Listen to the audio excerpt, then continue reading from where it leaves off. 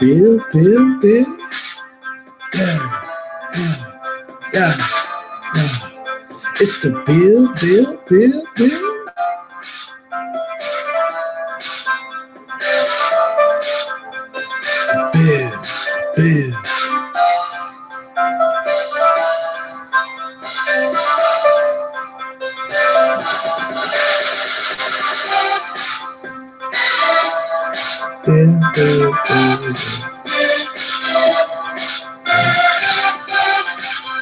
What about myself? Oh, I'm here. Yo, what's good, Jay? What's good, man? Welcome to the Build, man. It's the Build. Episode Good to be here, man. All right, man. We're about to get into this. Everybody, welcome to today's show. Last night we had open discussions, an open panel. Today's episode 12, something kind of similar, but we're going to stick on to topics today. Also, we're going to try to get some people on here to ask some simple questions. Maybe we can get some globe earthers to join the panel. I'm going to send out links to some possible candidates, maybe, hopefully. But if anyone in the back chat wants to get up on here on the panel today, just let me know, and I'll give you the link. Simple as that. This is the Build, where we give everyday average people a chance to speak their mind and drop some jewels. That's why we here. So, while I get my things together, Jarian, why don't you go ahead and let the people know what's on your mind for today. What did you think about? What first thing you thought about when you woke up? Well, the first thing I thought about was, I'm glad to be alive here in this wonderful, interesting and amazing day. I've been excited about this the last couple of days. Been some good things happening. I just got a lot of positivity, that I'm feeling right now. Like we said here, the Build, positivity. We want to ask questions in a respectable manner. We don't want nobody. If we do have any guests that come on that want to, deliberate on our differences, disrespect each other. So we're just gonna have a good day today. And I'm ready to enjoy what we got with what's ever in store for us.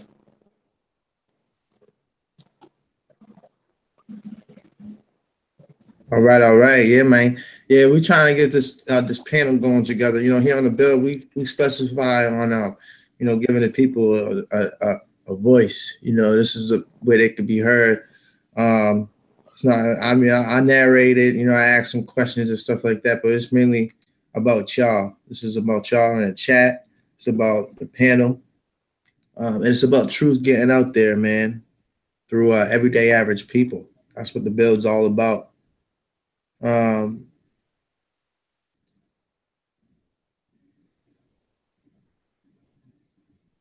Looks like we got some people that want to join. I'm gonna go ahead and try and see if I can get them in here, because we want to talk to some Globers. We want to really talk to them.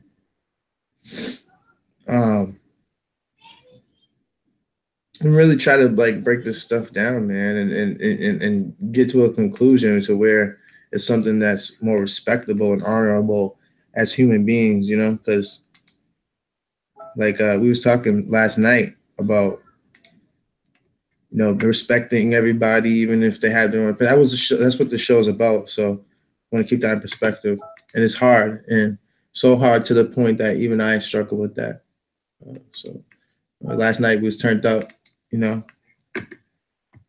doing whatever we did, chatting about everything, playing the music, joking around and everything. But today we're gonna go back back into business, man. I'm gonna do some. We're gonna show some slides today. We're gonna talk about that blue moon stuff. We're gonna dive. We're gonna dive. Ah, I got my words tangled up. We're gonna dive deep into that today. Because that's interesting. A lot of people are talking about that right now, so we might as well talk about it too, right?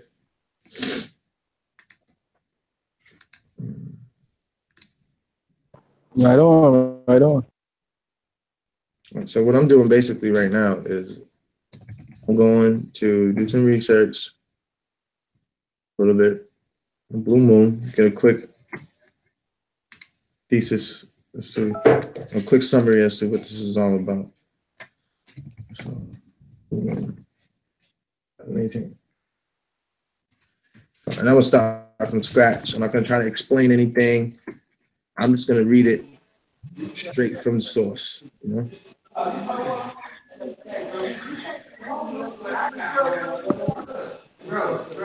ahead and good, David. Good looking, buddy. It's good, brother David.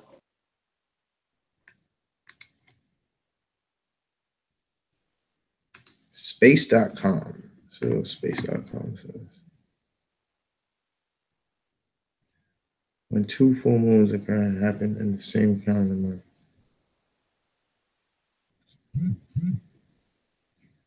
What?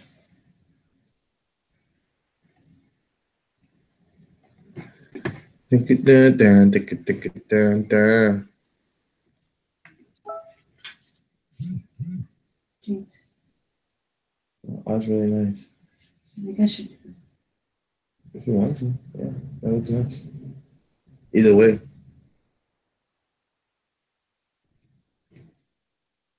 Blue Moon 2018, Win Web to see Red Celestial. This January will bring a boom.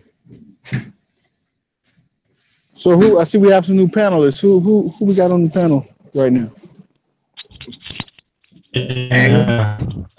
Yeah, this is Agam. Hello, Agam. How you doing today? Yeah, I'm doing good, bro. I'm doing good. Welcome to the build, man. We honor your presence here and respecting anything that you will say today. So just understand that. Thank you, bro. All right. So here on the build, we talk about just whatever you would like to talk about, whatever's on your mind, anything you would like to give to the people that will help them in their future. So if you'd like to introduce yourself and let people know what you're all about, go ahead. Okay. So I'm Agam, and I'm from India, and still in India right now, and I'm friends with Mahir. I think that's our common link, and I'm a Sikh. I follow the gurus, so that's pretty much it. So I just came here to listen to you guys, so see what you guys were doing. So yeah. That's awesome, man. Well, any friend of mine is a friend of us, man. So thank you, man. Thank you for joining the panel today, and we're gonna be here for a while. So feel free to put your have your input in whatever conversation you would like. That's what we're here for. So thank you for coming again, man. Let's get into this. Do you have any common knowledge about this blue moon stuff? We're getting ready to discuss that. I'm just looking at a couple of articles and stuff. Oh, sorry, my brother. I don't have much input I can give you about it right now. This is some new stuff. Some new stuff that's uncovered. A lot of people want to talk about it. Good day.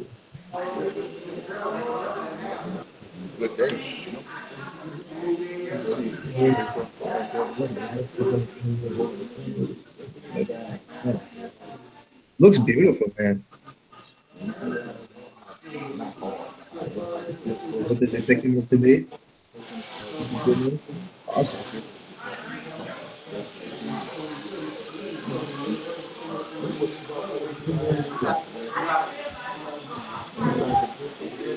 Can you guys post the link for the channel in the back chat? Yeah, I got you. Hold on.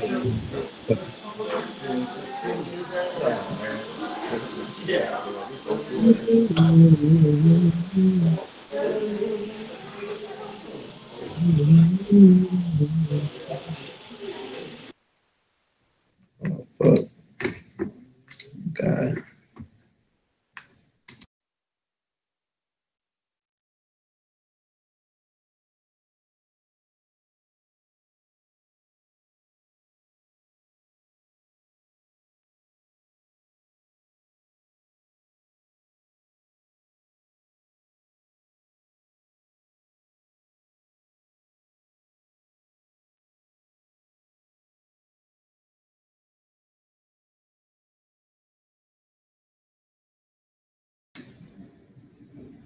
What? Something wrong with my sound.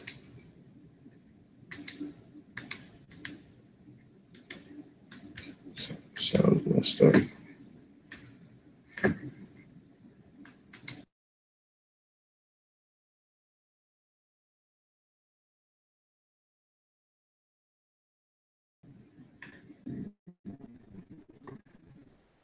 Okay.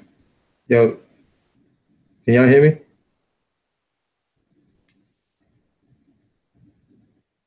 It's crazy. Yeah, The sound's messed I up. can hear you, bro. All right, back. All right, Yeah, you now good, fix it. bro. All You right, good. cool.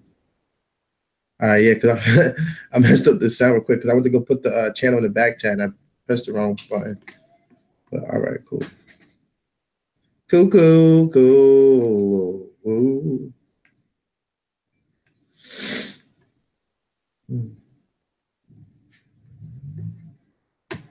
Eclipse.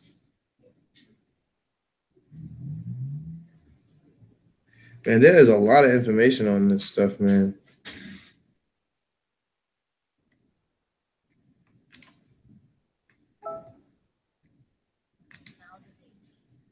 Where to see the rare celestial phenomenon when it occurs next month.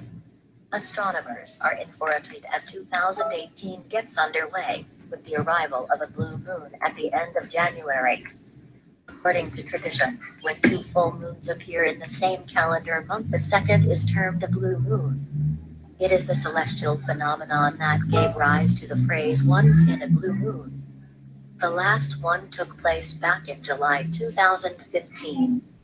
Even though it is called a blue moon, there's no color change in store for our lunar neighbor. The moon won't suddenly appear with a bluish tinge. In certain situations, such as the eruption of the Krakatoa volcano in 1883, dust particles in the atmosphere can scatter red light. That makes the moon reflect the blue light and appear to us down on Earth as if it's glowing blue. Here's everything you need to know about 2008 blue. The moon reflect the blue light and appear to scatter red light. That dust particles in the of the Krakatoa volcano in 1883, dust particles in the atmosphere. In certain situations, such as the eruption of the Krakatoa volcano in 1883, dust particles in the atmosphere can scatter red light. That makes the moon reflect the blue light and appear to us down on Earth as if it's glowing blue. Wow, so volcanoes can cause an effect of the blue moon. That's awesome. I didn't know that. Here's everything you need to know about 2018's rare lunar spectacle. When will the blue moon take place? January's first full moon will take place on the night of New Year's Day or the morning of January 2nd. But the second, the blue moon, will take place on the night of January 31st. What's more, on the night of January 30th, the moon will reach. I wonder what it looked like. Let's see. Hello friends, welcome to my YouTube channel. YouTube channel. Lunar eclipse. Man, you know what? I don't know what to take with this blue moon. I don't think there's anything to it.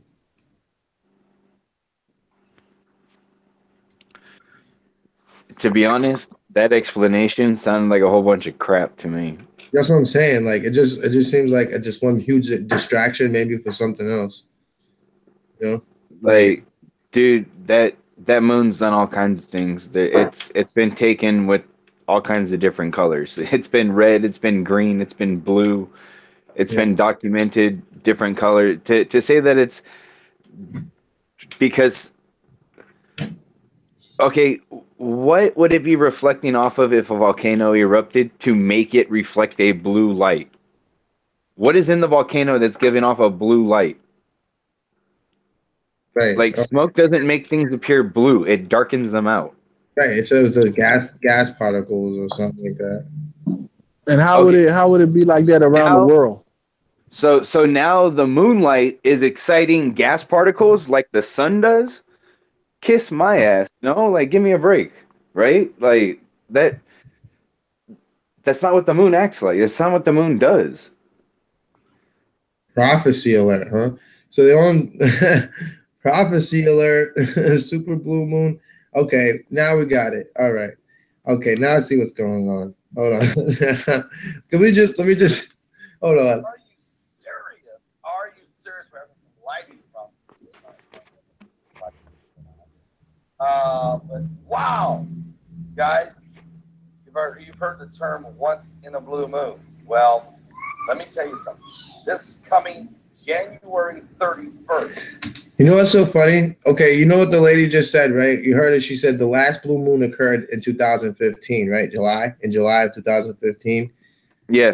There's a video on here that says first blue moon total eclipse in 150 years. This coming January 31st. But that video said it already happened on the 1st of January. No. Okay. You're misunderstanding. Like, if you follow her explanation, it fits. Because she said that the blue moon is when there's an extra moon. Okay? But that's not a blue moon. You know, like... Yeah. That... You know what's so funny to me? The super blood moon. I'm looking at all these different, like, the green. There's like a kind of like a turquoise moon. There's like... To me, that seems like you know, like when you do strobe lights, you can insert different colors to project different colors on the wall. Yeah, dude. The fact that our okay, the moon to me, just what it seems like no different than the battery indicator on your freaking cell phone. Yeah. Yeah. Yep. I'm typing Like, this in blue moon hoax and see what comes up. And there's mad shit. All right. But go ahead, bro. I'm sorry, my bad. I need to mute my mic. Hold on. Sorry. oh, dude, you're good. I just, you were talking about an interesting subject, so I figured I'd hop on and chat with you, man. Give you some company, bro. Yeah. I appreciate it. I'm actually ready to. I'm packing up my clothes and getting dressed. I'm go to my grandparents for a couple days. Yeah. Oh, nice, man. That's wonderful, man. Spending time with family is important. That's one thing we was talking about yesterday on the show with Josh and stuff. He said he was chiming in and out. He said he felt bad because he was with his family, but I was like, yo, man, don't ever feel bad for that, bro. Worse, man. Are you serious? You gotta love them. That's what we're here for, right? They need their time too, bro. We be on here for hours at a time, like almost every other day. So, well, and that's what I love about this, and I love about like you guys and quite a few of the places I go. It's awesome to be on the panel, but at the same time, the internet's cool. It connects, but we still got to keep our head up and pay attention to the people around us because that's what comes first immediately. Is the people around you.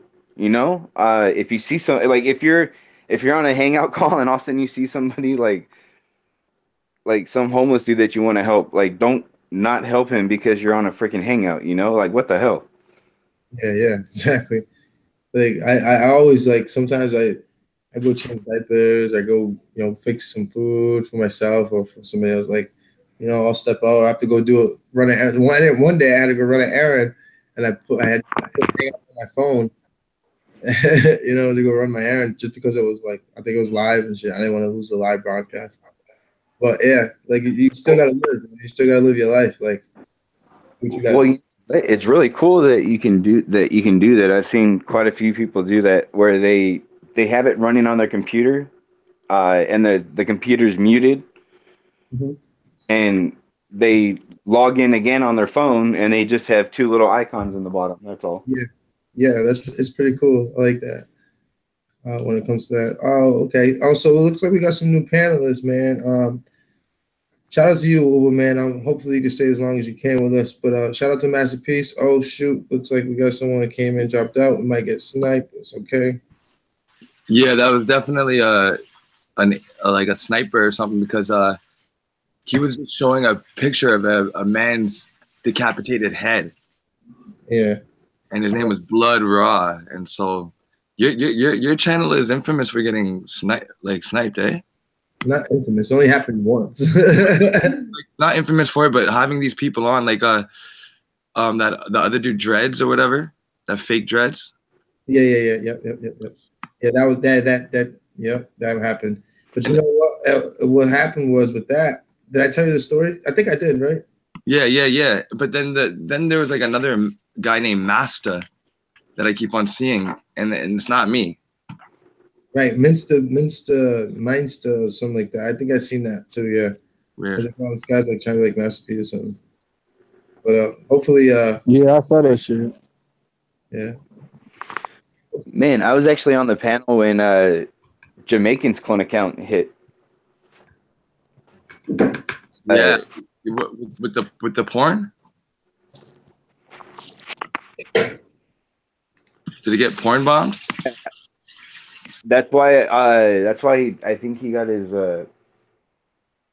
I think that's why he started using Science Academy.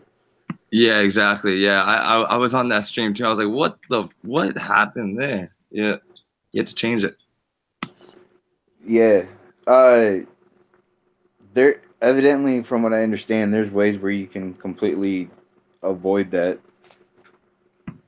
Yeah, there is. I mean, you can use like programs like OBS. I got OBS. You could use, or you could just. Danny was telling me about one that he wants to start using where it kind of gives you like a little digital green room, where it's like a waiting room before they actually are able to come on, you know?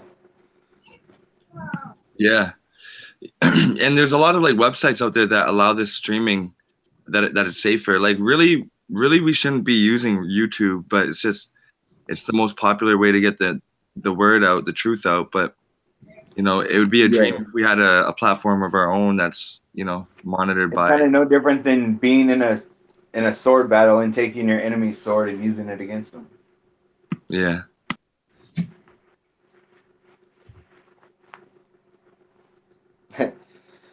Sorry, I like to break things down into simple, stupid, you know. No, it's all yeah. I was just able to block that dude. So shout out to Blood Raw Killer. I got blocked.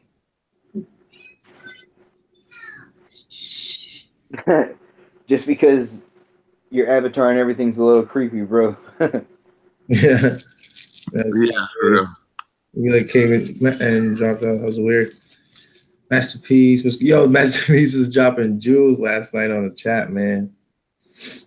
Yeah. Well, it was a good discussion, and you guys brought up a lot of good stuff, and I thought I could add. It would have been nice if I could speak at this level and go live with you guys, but you know, it was cool. Goes back to that family first. What we were just talking about. You know, you couldn't be loud for your. I remember you were saying you couldn't be loud because you had your baby girl. So. Yeah, man, it's all about the family first. Like, yeah, you guys were just saying, like, I mean, like YouTube, it's great, but if you're not, you know, if your baby's crying for you in the background and you're just trying to live stream, then it's just like, you know, you're doing your family a disservice. So you got to take care of the ones around Someone's probably calling CPS on you. Huh. Yeah, so it's good to have a good woman, you know. Yeah. With you know what I mean? Because so they're the ones who really like put in that hard work. I go to work and do my thing, and my girlfriend, she stays here and she makes sure everything's straight here. And I love that. I wouldn't have it any other way, you know. Like, it's nice to have help and stuff too, but like, I don't know. It just feels better when she's here. They make sure everything's straight. You know? You know what? That's why I give props to Danny and Tiff, man. Oh yeah. I'll be back. All right, family. Dude, I've had so many conversations with them about God and them asking like, why would God do something like this? You know? And you know what? It's not that he would do it, it's that it happened and he'll get you through it. And dude, just imagine, just try to think how strong this has already made them and how strong it will make them as they go on with it, dude. If they do it right and look at it from the right perspective, you know. But it is sad because, dude, it's common knowledge, especially to us, the truth community, to realize that our kids are growing up the way they are because of vaccines, because of the things that the mom is eating while she's pregnant with the child. I mean, think about it, dude. When a mom's pregnant and stuff like that, whatever the mom is eating, that's what's building her baby. So if she's drinking nothing but Diet Coke and freaking hot and eating hot Cheetos and freaking pizza and ice cream and pickles, what the hell do you think's gonna happen to her kid when it grows up? You know, like how is that child gonna be born? It's not being born with natural building products, you know.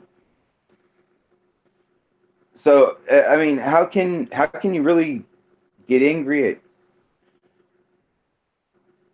at God on that one? That's all. That's a good point, man. Because like it's like if you're not, it's not like there's not ingredients on the back of the stuff. You know? It tells you what's in it, you know, and then like you can do your own research and find out for yourself. You know? So I feel you 100%. Like there's no excuse, and you shouldn't blame something that you can't even prove nor disprove in order to feel better about a decision you made that was not the smartest choice. You know, so. And at the same time, bro, that's not to say that like Tiff made a wrong decision or something like that when she was pregnant, and that's why the baby is the way it is or anything. That's not what I'm saying. What I'm saying is, dude, she didn't know about this stuff before, you know? She was completely ignorant of it. Right, exactly. And it's not her fault. And the point is that like everybody is insensitive to the fact that the indoctrination is so real, and it's just because you find yourself being pulled out of it or spiritually free, mentally free from the slavery, doesn't mean that you know somebody couldn't make a mistake that is now, you know, quote unquote, you know, free from the mental slavery as well. Like everybody makes mistakes in the past, you know, like I'm pretty sure everybody on this panel once have, you know, listened to the wrong person or, you know, thought Jesus was, or questioned if Jesus was real or not, or whatever religion they may, or, you know what I mean? Or the world was a globe at one point, you know what I'm saying? So, you know, you can't really put fault on anyone. If anyone to do that to somebody else, you know, that's shame on them. You know what I mean? Don't want to shed too much light on that, but, you know, I mean, hey, that's some negative stuff, but, you know, anybody who's going to be trying to put somebody down for that, you know, shame on them. And, you know, I honestly really do appreciate what they do. You know, they're putting out the truth out there because they had a real experience, you know, so. And that's the thing is that's what their child being disabled is what led them to find out about the medical industry. And then after that, that was their entrance into the rabbit hole. Exactly. That's my point I was just made. And I'm so glad that you said that. So people, that's like more elaborated, you know what I mean? Because like people got to understand that just because you go through something doesn't mean it's your fault. Like there are so many funds based upon the unfortunate events of others, and because of those funds, they're allowed to, or they're able to save lives every day, like the Jimmy Fund and shit. You know? Yeah. Yeah. So I mean, shout out to them, man. I'm waiting for them to wake up. Well, it's a matter of time. I think with a lot of people are, man, they did some really good brainwashing, bro. Mm. Like, here, you know what? You want to see something real quick? I got this book.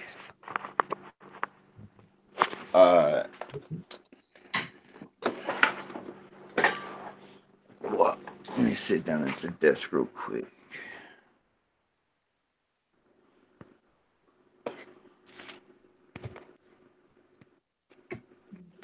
So, it's called the Encyclopedia of Questions and Answers. I kid you not, dude. On the very first page, you want to know what's on it? Like the very first actual page. Like, what is First, God? very first page. What's right there in the background, bro? The globe.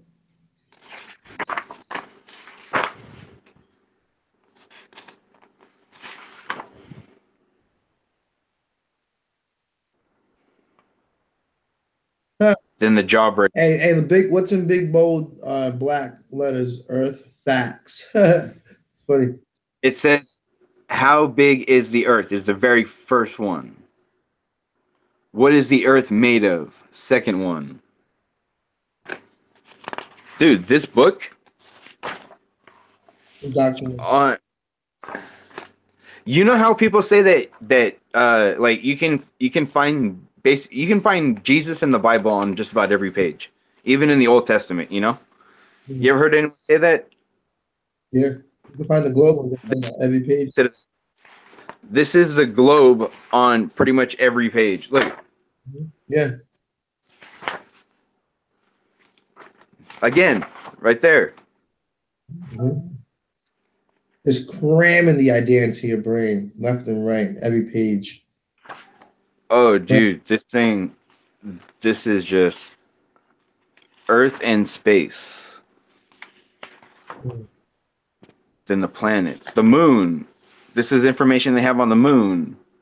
Hey, and that's some good quality paper too. Make sure it doesn't ever. You know what I'm saying? Oh, dude, this is like a textbook from school. Right. It looks like it. That's just high quality right there. Top notch. Oh, dude, I love this book because it destroys one of the most common things that people try to tell me is, "Oh, you're wrong. You just don't understand what you're being told." Well, guess what? Here's a book from I think it's 1997. Okay. This is when I was in school. I graduated in 2003. This would have been right in the middle. This is everything I learned in school, man. You know? Just a basic breakdown of everything they taught us. Even when, there's only one page about evolution in this book. What? Even touch the topic.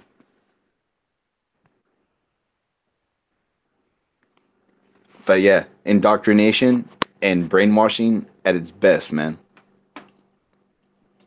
Yeah, I mean, like that glossy pages, definitions, and that's a lot of hard work in there.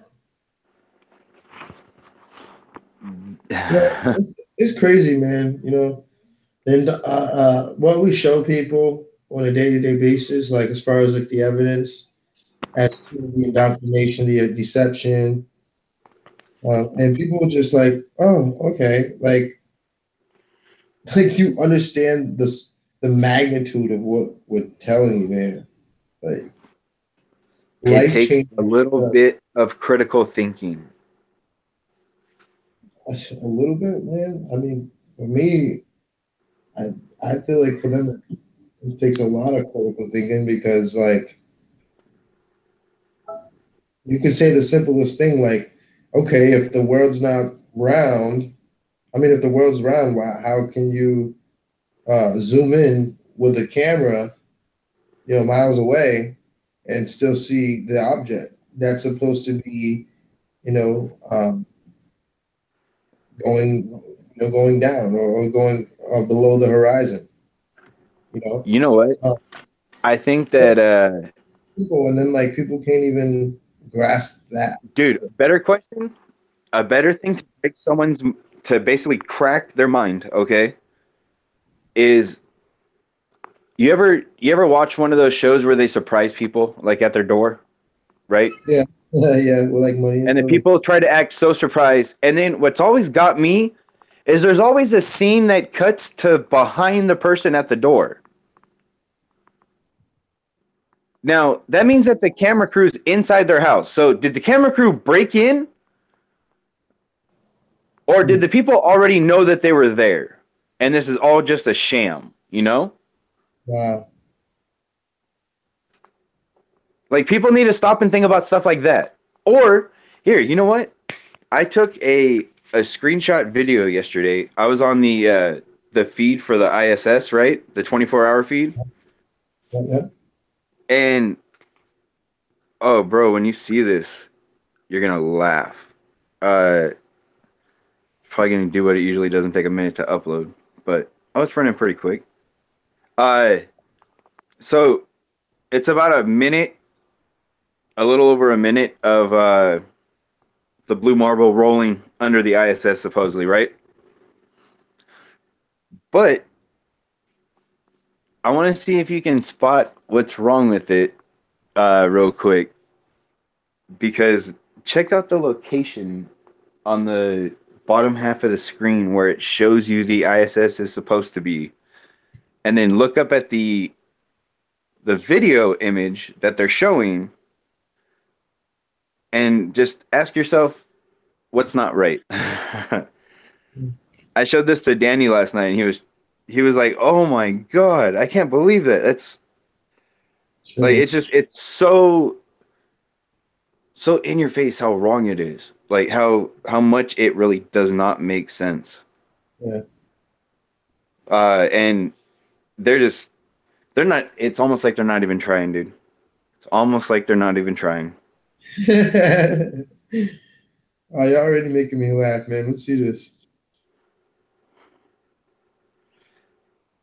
It's already uploaded. It's taking a minute to process, though. I'm sitting there watching the little wheel just turn and turn and turn. I hate that freaking wheel. Oh, yeah. It's all good. We're patient, man. Although, you know what? It used to be worse. It used to be the little rainbow wheel. You know the one I'm talking about? The one that looks like you were playing Wheel of Fortune? Yeah. Oh, man. Wheel of Fortune. What a show, huh? Wheel of Fortune. Wheel of Fortune was like another show to like indoctrinate people into the American dream. Like straight up was all about pushing the marketing, what you call it, the material craze. You know what I'm saying? I think that's what that show was all about, like getting people to like just want to buy all this materialistic shit. You know? Oh, I keep telling people because I doubt a lot of people have actually seen this, but do you remember a movie back in the day called Josie and the Pussycats? Yeah. Do you remember what the whole premise of that movie was about, dude? Josie Like, Pussycat Dolls was there was like a band, right? And like they were trying to get it was like from the South or something like that.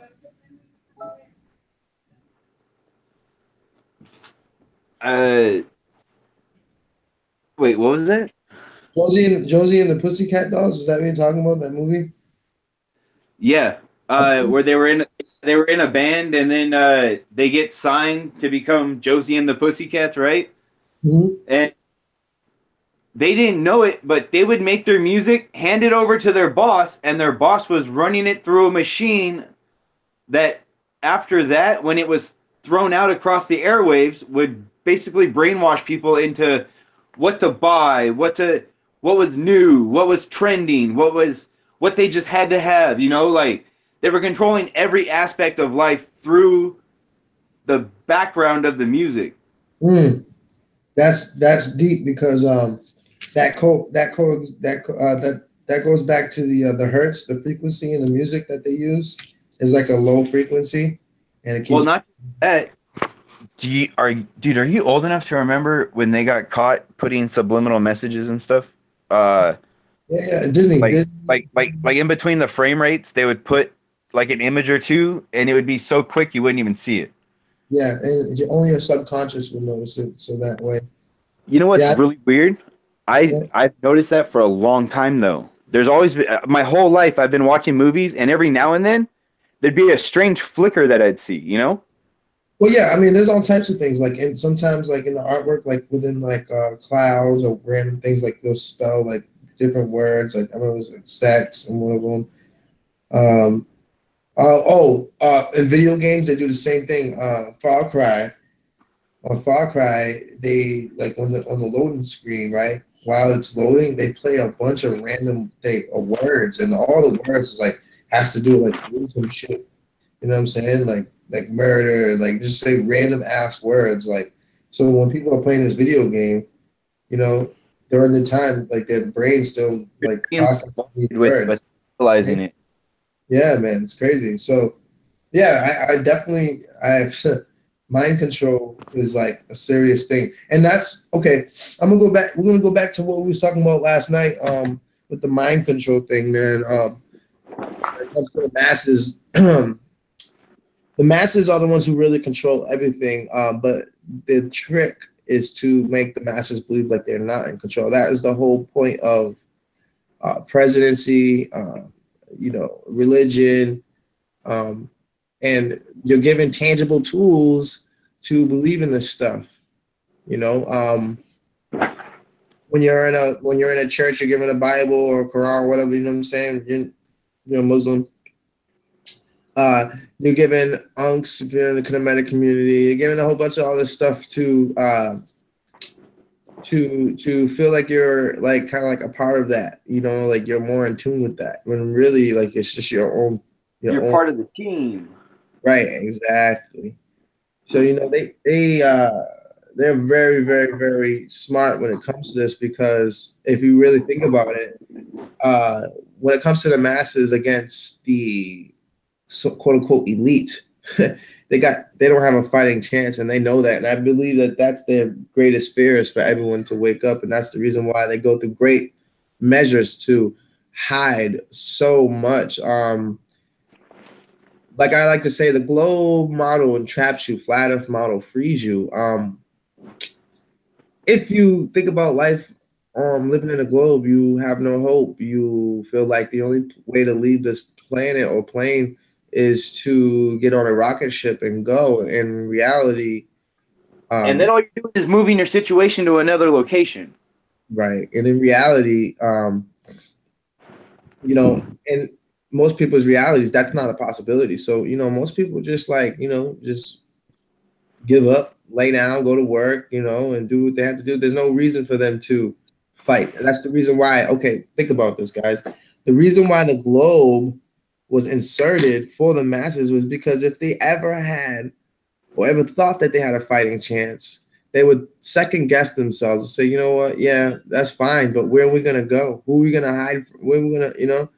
So we can go and we can, you know, start a rebellion and try to have a revolution. But then after that, what do we do where do we go from there? You know, we're just gonna die anyway. So we might as well just, you know, just buck up, listen to them, go to work, pay my taxes, and shut up and live my life and raise my kids. And most people, that's what they do, because they don't realize that we don't live on a globe and we're not entrapped, and there is a way out. And they're hiding more land from us so that we don't ever go and you know, open up countries of our own, have continents of our own where we can live in nature. Okay, everything is GMO. Denaturalization is everywhere. Okay, denaturalization of the fruits and vegetables through GMO, denaturalization of the spiritual with the fake religions, denaturalization of the physical with all the homosexuality, going on. You know, the confusion between that. You know, there's not a lot of things that are going on. Okay, the weather, heart. You know, all this stuff is geared towards denaturalization of the entire ecosystem, the entire machine, because like once you denaturalize things, you can put a tax on it. Not only do you put a tax on it, you control it. Okay, so think about this: all these GMOs hitting the bodies and stuff, and you know people get used to this type of stuff. You know what I mean? And eventually, you know, people just accept it. And once you accept it, you're willing to pay for it forever, willing to go to work and keep the machine. Okay, listen, guys. The reason why they put GMO in everything is because they need to tax it, and as long as they can tax it, they can keep the machine going. It's a revolving door because you are supposed to live off the land, and everything is supposed to be free to you from nature: water, clothing, everything. You know, shelter. Food is all supposed to be free. The nature provides that for you, you know. And what happens? They're selling you something that should be free at a discount price, and now it's not even a discount price. It's they're charging up the ass for it. Yo, corn for something that should be free. Corn itself is in almost everything because that is a man-made product. Okay, and it's given to everybody on some. Okay, it's like a mark. It's like another way to put their mark up. It's another label. Every time you have corn syrup and everything, or corn anything in there, corn, wheat, and refined sugar. Right. So they think about it. Once you can control that through GMO, you can almost control almost every food. You know, and that's the whole point. You know, denaturalization. You know, they want people to believe that, you know, eventually this is what's going to happen, bro. I'm going to tell you what's eventually going to happen. Eventually what they're going to do is tell everyone that this world was made up and created by them, whoever they are going to be, the elite, ready? And that they have to pay for it or else they die. That's the whole point of the chip. The RFID chip is just a forced way to do it. But if they could do it mentally, so think about this, man. Over a span of time, okay? People forget about nature because of the GMO and everything, okay? They come out with everything. Okay, now, yes, we control the weather. Yes, we control the food. Yes, we control your mind and who you are as a person, what you watch and what you do. Yes, we have control. And you know what? There's nothing you can do about it.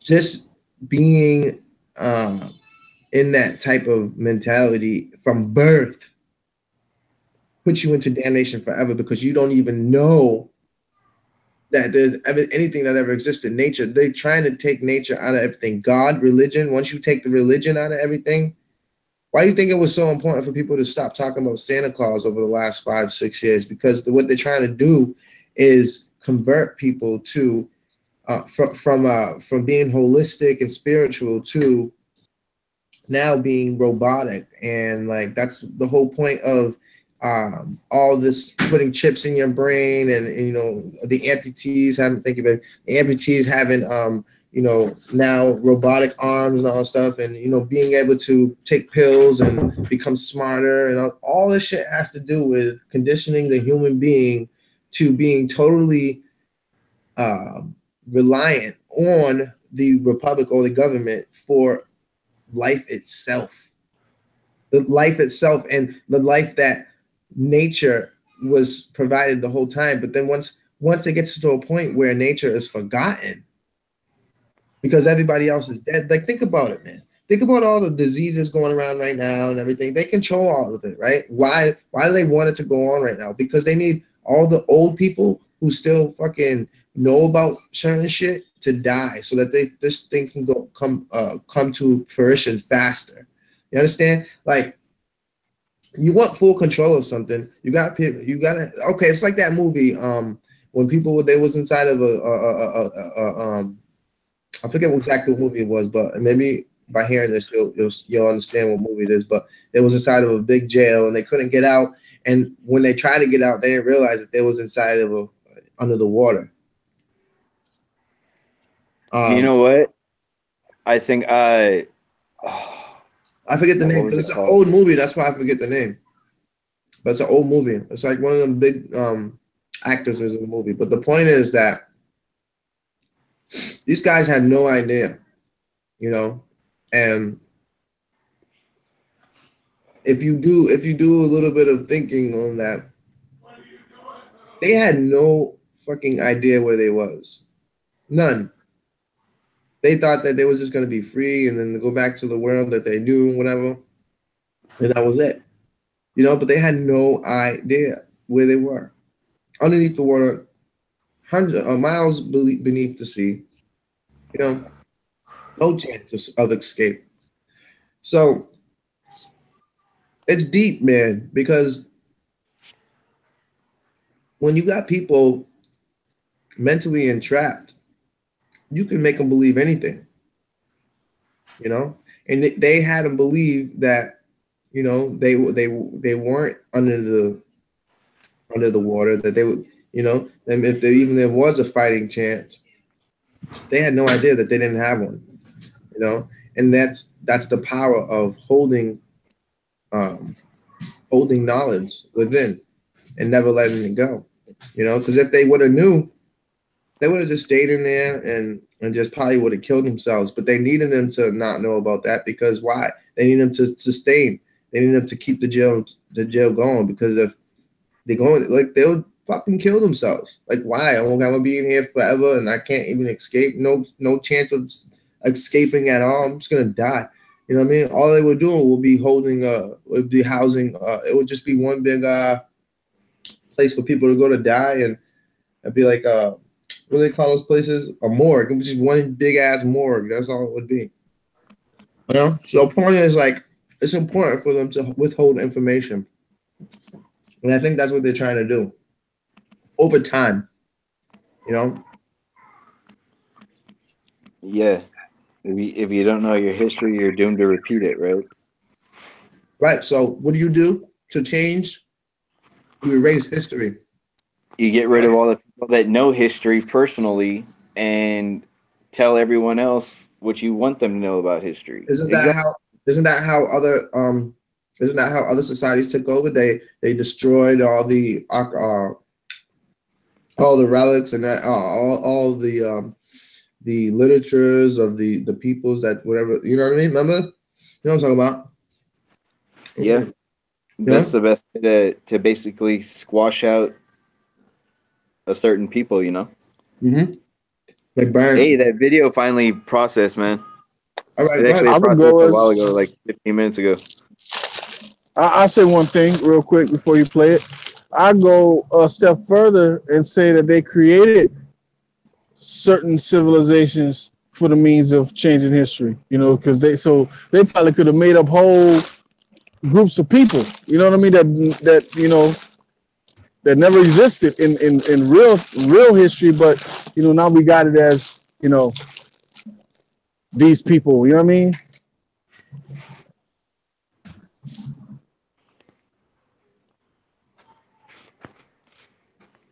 Does that make sense?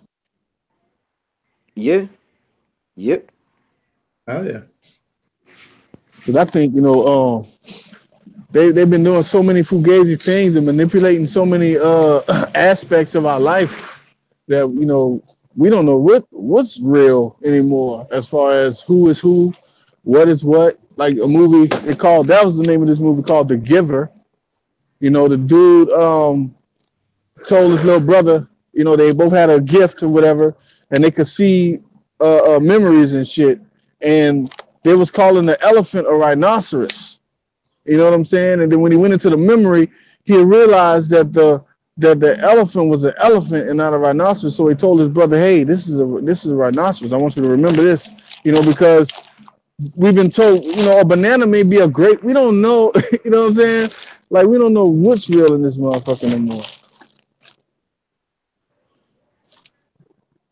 Yeah, man. I want to touch on what you said earlier too, man. It was very powerful because, like, about the making up shit. Like, what if, like, some wars weren't really wars? They were just massacres, and they just called them wars to make it legitimate. So so that they know the rest of the world wouldn't put them through damnation for just going and taking shit over. You know what I'm saying? I was like, hey, we went through war with these guys, but it really wasn't a war. You guys just obliterated everybody. You know what I'm saying?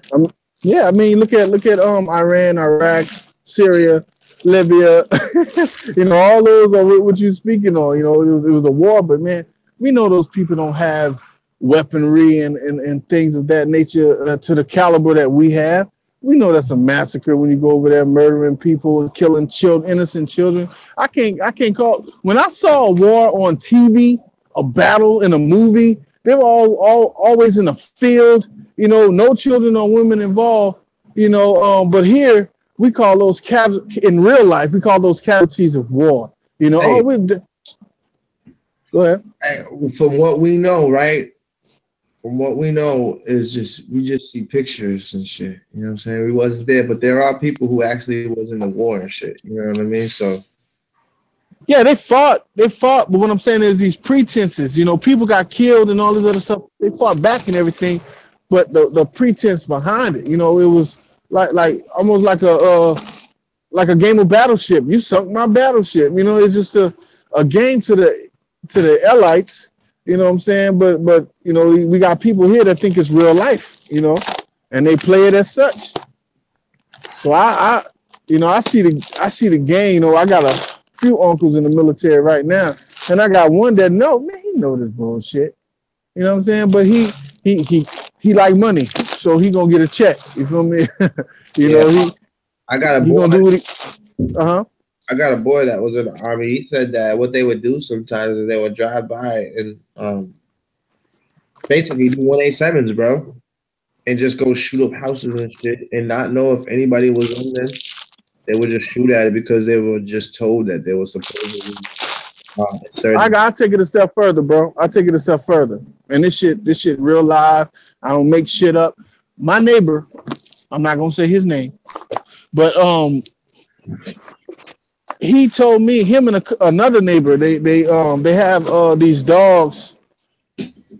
They're you know what I mean, not guide dogs, but you know, it's a therapy thing, you know, when they have their little companions, you know. But he told me a few stories that, you know, you ain't supposed to say some of this shit, but he told me that they will kill kids for fun, you know, and rape the women for fun just to do it.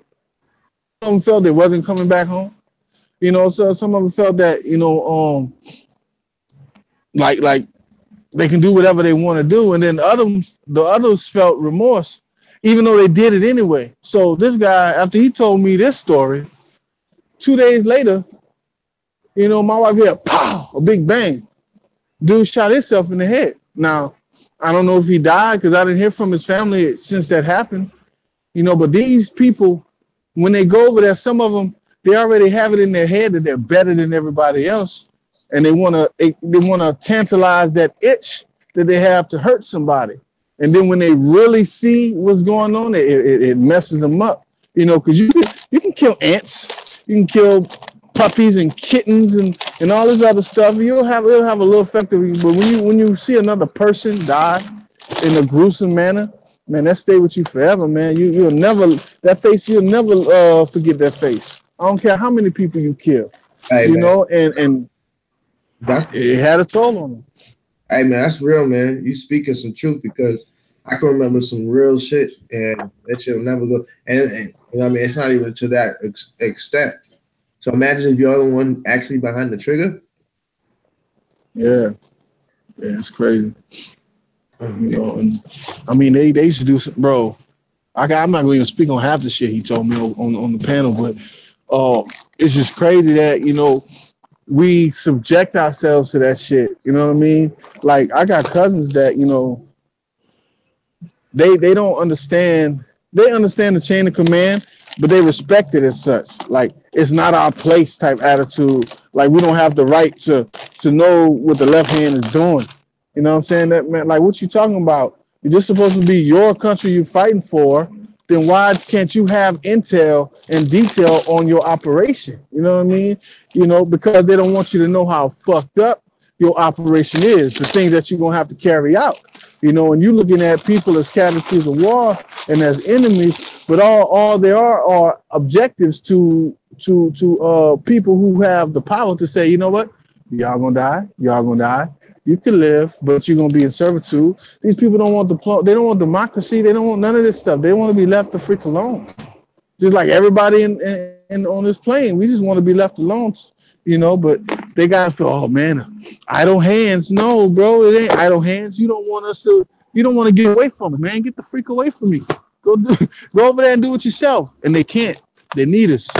You know what I mean? They need us. But like, if they was smart, the right way, but they won't.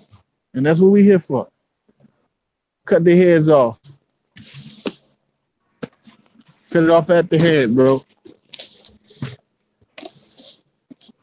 We living in some scary times to people that's not prepared mentally. You know, this shit gonna happen.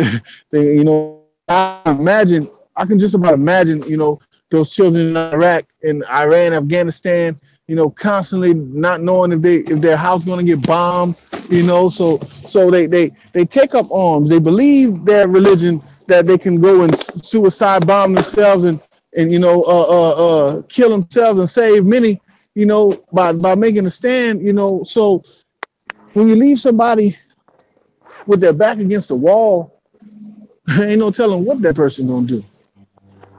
You know, and if you're not mentally prepared to deal with that, man, you'll do some crazy things. You know what I mean? I don't think a lot of people that join the military, you know, I don't think they know what they're getting themselves into, even though they think they have an idea.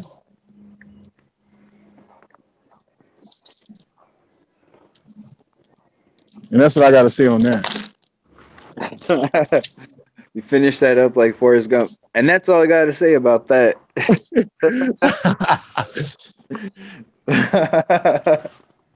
No, bro, but hey, how do you wrap that up, right? That was pretty damn deep, bro. Yeah, man. Too bad that shit didn't go on fucking online. But this thing's messed up, bro. I don't know if it's or what, but I'm going to live. I'm on the thing. It says Jack is funny. yeah, I think the browser's currently unrecognizable. So I'm about to end the stream, start a new one. So good. Yeah, though. I don't care if it's on the stream. Yeah, I'm downstairs all the way at the bottom of this pallet, and I'm trying to get. I gotta end it. I gotta end it anyway because it's messed up. I gotta stop it. I'm on the watch page right now, bro, and it's fine. Yeah. Oh, so it must be. Try refreshing your screen, man. Hit the little the wheel with the arrows at the top. Yeah, I've done it a million times. That's weird. So you see it and it's good?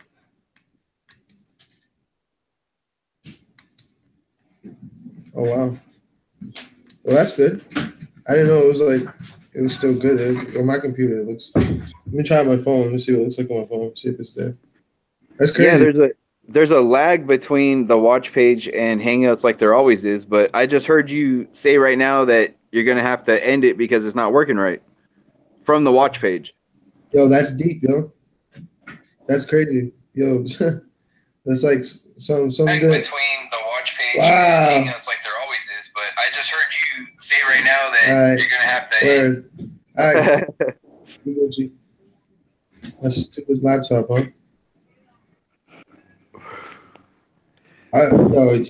Sorry for the technical difficulties, y'all.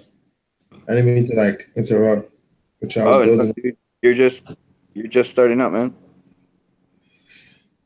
Yeah, Rod Jones.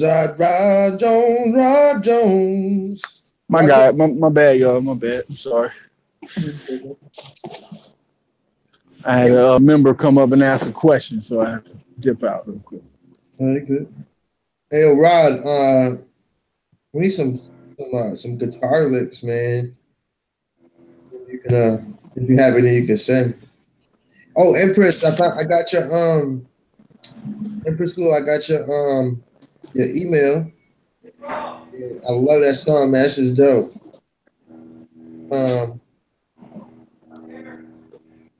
We're here. I was going in the chat because I really wasn't in the chat for a little bit. Usually I'd be up in here. Oh yeah, I've been in there talking with. I was just saying what's up to Mahir and Rod. Yeah. He said he'll be in here soon. All right, my man. That's what's up. Gonna be in here in a little bit. That's dope. But yeah, hey, check out that video, man. See if you can see what's wrong with it. It's wow. It's for the back chat? It's no, it's I sent it to you. It's the back chat of the hangout. Okay, I see it. You want me to share it? Is that what it is? Yeah, you can share it, man. Of course. Okay. It's just a screen recording I took off my phone. I was watching the ISS live feed, and if you could let me know what it shows, because you know I can't see anything at the moment.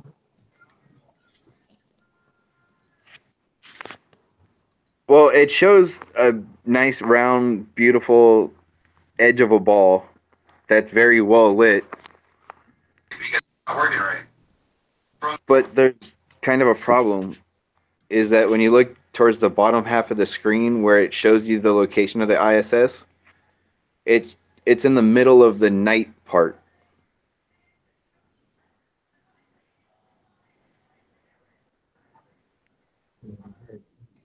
I'm gonna share the video now. Okay. Come on, screen share. Oh man. Hold on, guys. You're just starting out, man.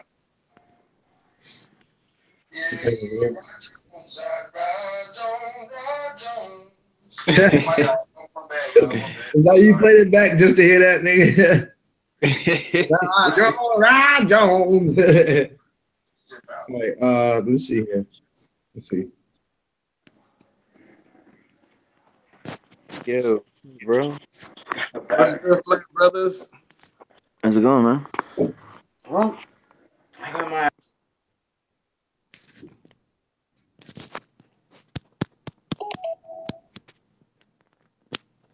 Flat Brothers. Can y'all hear me?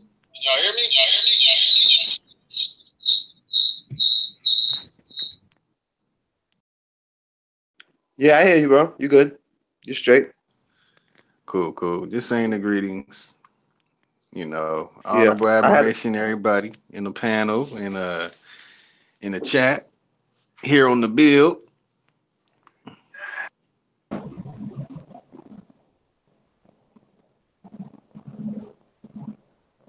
What's good? I kind of like left it dead silence. What's good, man? Oh man, having a good day. Try to have a decent discussion with Globe Earthers. Didn't quite go as it was supposed to. Well, you know that you know how that goes. Oh yeah. It feels good to be here where it's, you know, positivity and love as, you know, as what we really push. And the way we approach everything is in a loving and consideration for others. But anyway, man, I love, I forgot what you guys were talking about. I kind of threw myself off right now.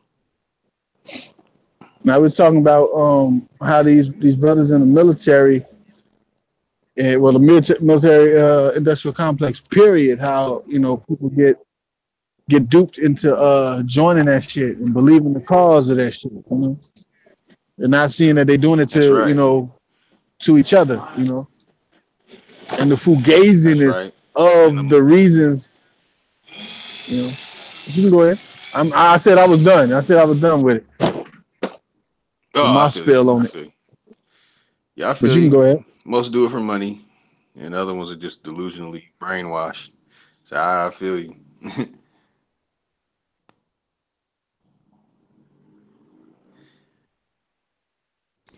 I tried to do the screen share, but it wasn't working. So we're gonna go to the next best thing, and hear from my phone.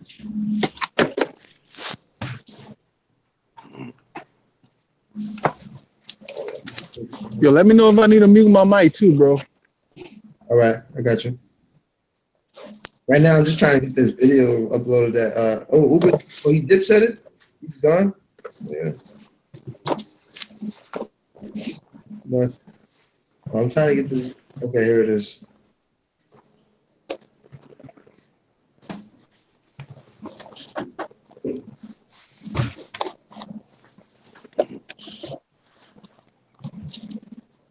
Basically, like a video of the ISS. I don't know why he wanted me to.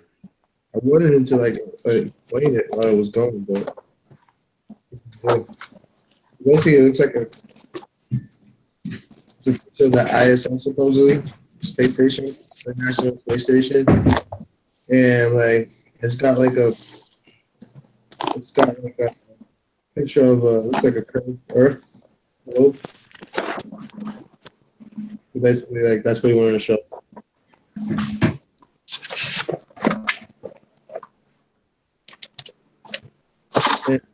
Yeah, so what happened? What happened over there? I'm gonna mute your mic, Jerry. What happened over there in that chat, bro? When those Globers, they said it didn't go right when you was trying to have a decent conversation. Oh, well, it was just one person really who wanted to have a discussion and felt that he could convince me to be a globe earther, and I had to explain it to him that I've never really been a globe earther, but I used to debate my family members who are flat earthers. My mom is flat earther, so it's heavy into the same thing, flat earth, that just does not move out of its position. It's only in stationary. So it's like I have to explain it to people so that I'm not a person that really came into it. What I wanted to do, I explained to them, I challenged flight attendant and the pilot. And that's where I get my photos from, where I said, when I got close up, up into 32,000 feet, the altitude or whatever you want to call it. And they told me look into space and see if I could find the stars, and I couldn't find any stars. That was one of the challenges that the flight attendant and the pilot challenged me on, and that I will not be able to see a curve. And I was like, wow, okay, because those were not fisheye windows, with the fisheye windows where everything is curved. Mm-hmm. So it was interesting, and I have the actual video footage. So, well, it's with the Apple 7, they have it to where you hold your thumb on the picture. Or just take a picture, and it's going to capture a second to 2 seconds of whatever you're looking at. So it's like if I show you it right now, you'll hear, the airplane, somewhat of the discussion, because I sat next to a flight attendant. Mm-hmm. So it was a very, very interesting experience for me. And I literally have been afraid of flying until last year in June. So that was my first time flying. Like I even went down to Chichen Itza by boat and car. I didn't go by plane. I didn't like planes. I literally had a fear of flying. I was one of those people that really had that fear of flying. So, my first experience flying, and then me seeing that I can't find the stars. I'm sitting there like I'm telling them I'm going to see the whole sky lit up with stars, and I'm going to be able to point out the stars and all this stuff, man. I was shocked. I'm still shocked, by what I saw. Yeah. Well, didn't see anything. It was just, darkness. So I don't know what's up with that. I'm still looking into that myself. And, the other one was the curvage. So from that point on, I just said, you know what? I never accepted it being a globe. I never accepted it being a perfect circle. And I'm like, I have to side with flat plane and flat earth until I can, if I get a chance to see otherwise, I'm going to continue to be a flat earther and a flat plane. So, you know, they basically, the person, he got to insulting, made some insults, you know, the common insult, that's so stupid, you know, the blanket statements, indirect insults and stuff like that. Me now at my age, this is a computer that we're communicating with. I really don't let anybody steal my energy from me anymore. So I have you know, different ways I approach, you know, different situations. I've studied debating since I was in college. So I went to Pasadena City College. I was in the Ujima program. And ever since that day, I have a strategic way of dealing with presenting information, introducing my premise, giving a proper hypothesis, giving a dissertation that even a child can understand. You know, when I do a dissertation, I make sure a 4 or 5 or 6-year-old can understand what I am saying. So, you know, for me, it's difficult. It's very difficult dealing with me because I am a linguist, you know, and I have experience in college with learning Swahili in college and experience in high school, you know, French class, 2 semesters. So I also have the education's westernized system of linguistics and my own study and from interviewing people since 2009 and learning languages of my co-hosts. I have a real know what you're saying to me when we're discussing science and stuff that's like that. Having a regular conversation, I mean, you know, it's all good. But once you tell me certain things, you're going to have to really deal with me. Like when somebody tells me, here goes a prime example. I really don't talk about this on the build. I like to talk about, you know, most of the things that I'm still questioning, I'm still trying to find out. But the things that I really deal with, which is another reason why my memory isn't as sharp, because I'm trying to retain all the information on these certain things, is dealing with hieroglyphics, pictorial image, the way that people describe pictorial images, and respecting a people's culture. You know, if I go to Japan, I'm going to learn how to speak Japanese from a Japanese. I'm going to learn how to read Japanese from a Japanese. If I go to South Korea, if I go to Iran, India, Turkey, Iraq, Cambodia, Philippines, all these places, I'm going to learn the languages from the people that are there. You know, I'm not going to learn their languages from somewhere else. So when it comes to ancient Egypt, you know, me having actual family members that come from Egypt, you know, I really wanted to dig into knowing certain things about it. And I wanted to learn the stuff about it. And it was disturbing what I learned because, you know, I'm a second generation of being into Egypt. My father was into Egypt and he converted to Christianity in the 90s. So from the year 1981 to about 92, only thing I knew was Kemetic this, Heru this, Asar this, and Aset this. It's just that when I got older, my dad sat me down and he told me certain things about it, you know. So I have personal disagreements with a specific language, but on top of that, there's only another language in considering history dealing with the specific subject, which I've been really focused on lately, is the cuneiform. So the cuneiform and the hieroglyphica, these are languages that have been created by the people that are not from the land. But when it comes to other places, there's respect given to the people that are from that land on what they say, a symbol in the way that they say their language is spoke. So I got to the part where now I have a minimum of 100 unanswerable questions that Egyptologists can't answer, people in the Kemetic community cannot answer, and even people in Egypt who I have debated in Arabic, in Bedawi, about the languages out there and stuff like that. And they cannot answer. And they gave me questions that I could not answer. And now I have added the questions that I could not answer to the questions that I had that they could not answer. A respectable trade of information. And now it's very difficult. When anybody talks about ancient Egypt, I don't beat on them or say, what you're saying is wrong or blah, blah, blah. I don't do that anymore. I just, share the information and say that you really don't have to believe what I'm telling you. But here's the alternative data. So, for me, it was into linguistics and stuff. I've been heavy into linguistics since about 12 years old. That's why I got into the Ujima program, because at 12, we were in the Harambe Center. So Swahili was what we learned. We didn't celebrate Christmas. We celebrated Kwanzaa and various forms of Christianity. I'm talking about just growing up. Mother was Seventh-day Adventist. My dad barely converted. So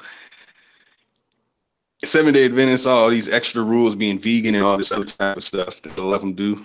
I was happy when I broke away from that. And we basically, went by the rules of Kwanzaa, the whole little 8 days. I don't remember most of it. My Swahili is a little rusty. I still speak Swahili pretty decent. And so, just heavy into the linguistics and the pictorial images, I've really focused on this. It just happens that when I found out the people were lying about these things, I found out what organizations and institutions that they're a part of. And it just so happens that the same people that say that we live on a globe, gravity exists, operate out of the same institution that gave us the translations of the hieroglyphs. So we can't throw everything out, but we can research the information. And then everything is up for grabs. And then we got to look at everything, like this alphabet we use today. Like, is the letter A really the letter A? Does that symbol predate the creation of our English alphabet? A to Z. We have to look at all these things, So I'm getting real into crypto analytics and pertaining to linguistics, historical linguistics, literature, dealing with iconicalism. This is a very important subject. The iconicalism is why we have the victimization going on with the Kemetic community and people with names like Umar Johnson and Tariq Nasheed that make movies like Hidden Colors and stuff like that. It's because they could have ended the whole story and never made all those hidden colors and just said iconicalism and explained iconicalism, no need. So I just go right for the information presented. I am a threat to all Pan-African, Afrocentric communities in the way that they release information. And for a while, I've been blackballed by the House of Consciousness and various other groups that as soon as you say my name, they might curse you out. Some of them might curse you out just mentioning my name. So, I just want to share that insight that when I went in the Globe Earthers, I went over certain things. I didn't give all the details like now, but I explained that, I'm into linguistics. I'm the person that fell asleep with his thesaurus books, too. Thesaurus books, encyclopedia, and a dictionary by his head when he goes to sleep. I was that type of person. I'm heavy into knowing what I am saying. I want to know what I am saying. I want to know who coined the phrase and who said that this word means this, and why should I accept that these words mean these things. And that is the part about using the third eye that most of our conscious brothers and sisters have not quite comprehended, but many of us have. And in fact, I'm pretty sure a majority of us on this panel definitely comprehend the fact when you use your third eye with dealing with these words in this English language today. I'm gonna wrap it up because I'm super long-winded right now. But basically, they couldn't handle it. When I mentioned that the Royal Society, Fellows of the Royal Society, the institution that basically said whatever we say goes, and whatever you say doesn't go, and you're gonna deal with us because we run it all. So looking into the Royal Society and all the other societies that come out of the Royal Society, I explained it to the globe earthers that the people who said gravity exists and we live on the globe have a motto, and the motto is nullius in verba. Rough translation for nullius in verba means take nobody's word for it. So why am I going to listen to institutions that their own motto tells me don't take their word for it? So, I mean, that alone, I don't need to know much more. And something I need to tell certain people for exposing, I'm going to give an example. It's not a good analogy, but I'm going to give an example. I would tell my friends, look, bro, I ain't really got no problem with the gay lesbian community. People who live their life and want to be nasty. But I am not trying to go into a gay club just to make sure somebody that somebody said is gay is gay. If I see them going to the gay club, I'm going to take it as they're gay. They might not be, but they're going into a gay club. So for me, I'm not going to do it going into the gay club and seeing what's going on with the person. I'm just going to say, okay, this person is a fellow of the Royal Society. Let me research their hypothesis and theories to see what they put together and who agreed upon and who was a person who objected, who did not agree with them. You know, so people like Isaac Newton, he was a president of the Royal Society. So when he came up with the gravity theory, it was not his alone.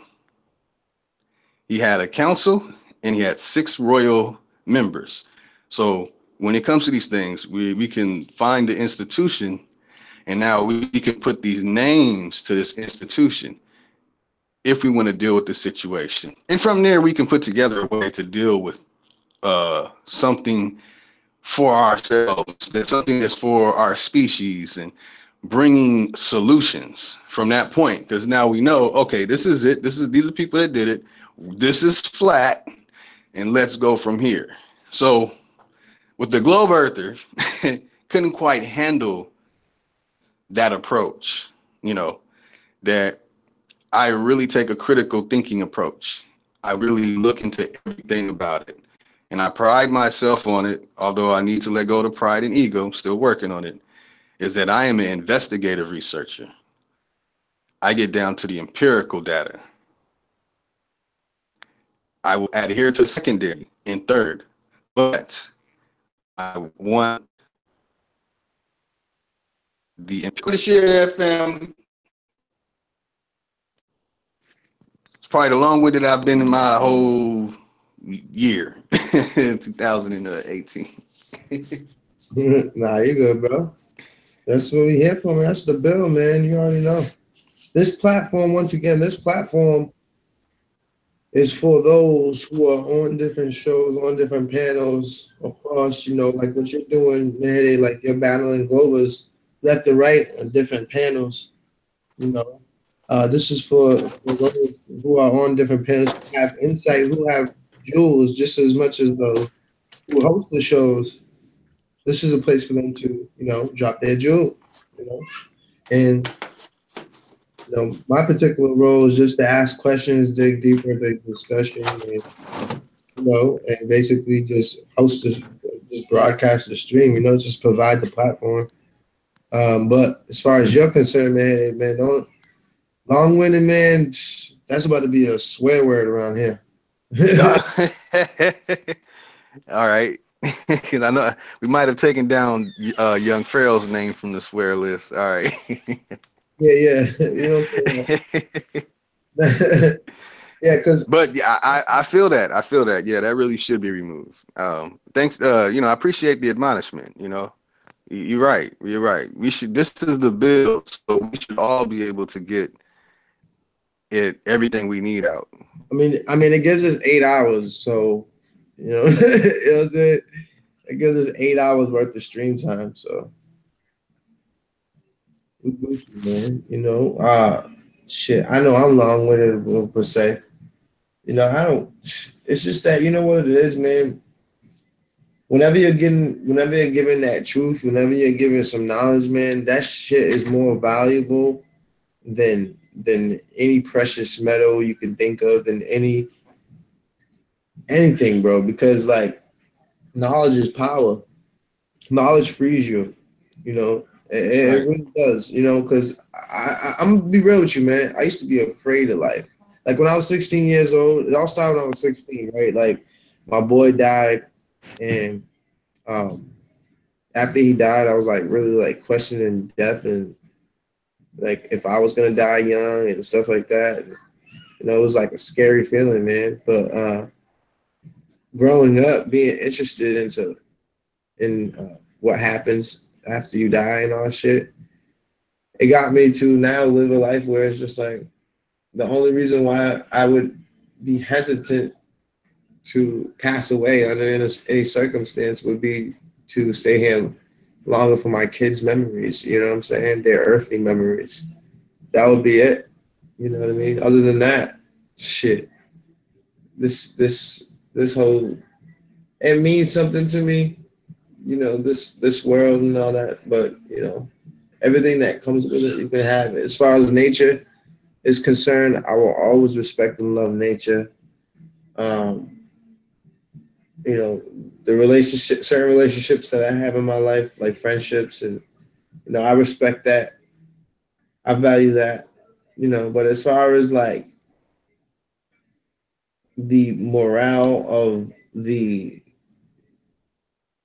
masses collectively, where we are today, where the masses have allowed itself to be today. Those who lay down and do nothing, those who choose to be a slave, even though they have kind of like an inkling that they just could be. Those who choose not to make a stand, although they know that without making a stand, the person next to them possibly won't stand up either. You know? So anybody who knows about this truth, okay, and you're not willing to share share articles or just try to, you know, wake your own family up at least, shame on you. I spent a lot of hours. We do this show right here is for free. You know, we don't accept donations. The only thing that I would ask for people is just to share as many times as you possibly can, because this is the point I'm trying to make here. And I'm gonna turn my camera on for this. I look crazy. Fuck that. But the point I'm trying to make, man, is that we need to share information. That's what needs to be going on, man. We need to stand up. We need to stop being lazy. We need to finally do something, because we've been doing nothing this whole time but sitting back collecting all this information. It's just like, when the fuck are we gonna make a strike? It's like it's like a courtroom, a DA office collecting all this information, all this data, trying to fucking lock this dude up, and they just letting him free, even though he just giving them more and more evidence every day. You motherfuckers just letting this nigga scot-free. Like,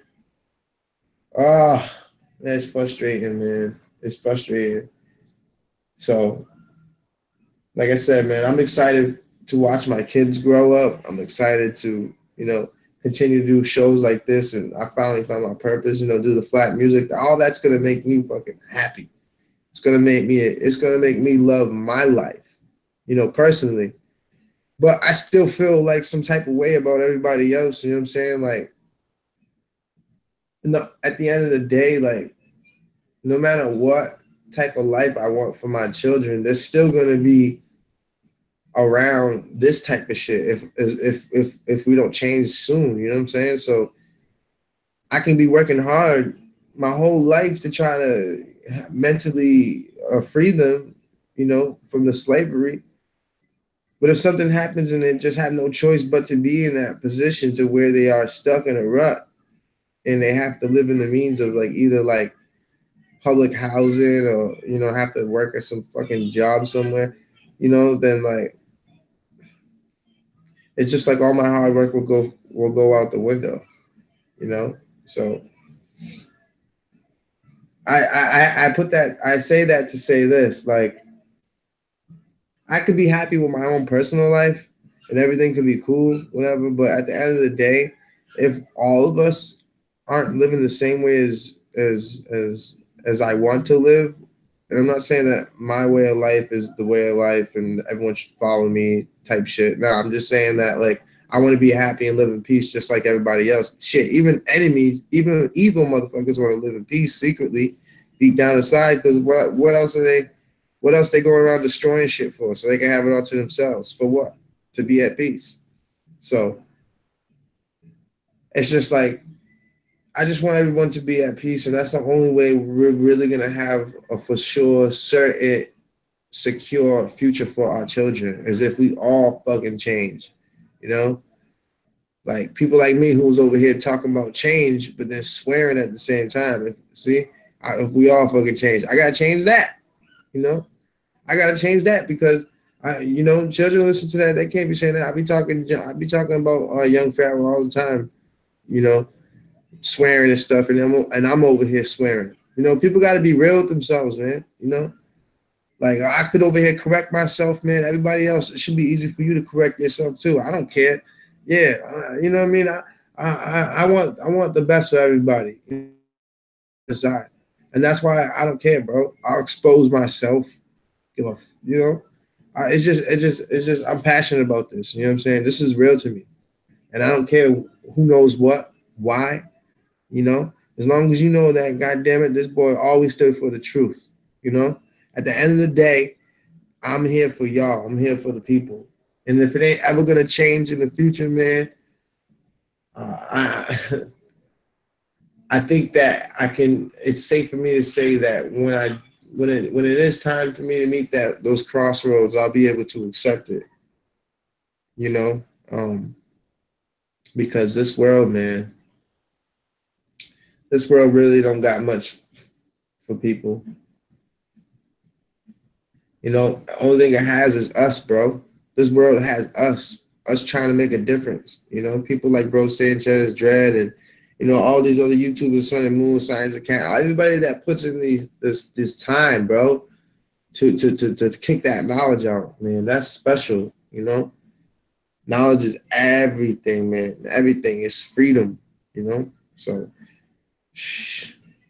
Feel free to be quote unquote long-winded. Feel free to just pour your heart out, man, and spit that real.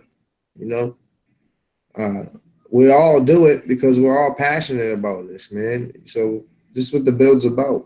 You know, we got to build upon who we are as people in order to spread the same life and love,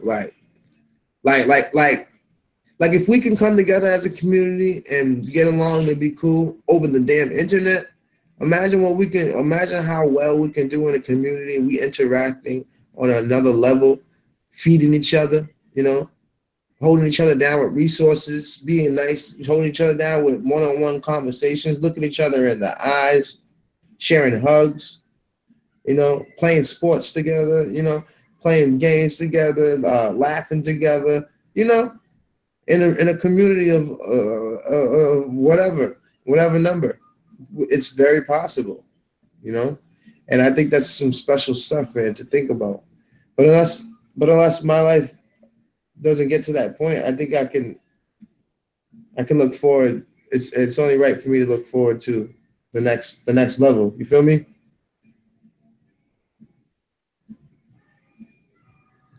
Damn, man, that's that awkward moment again. Fuck. I don't know, man.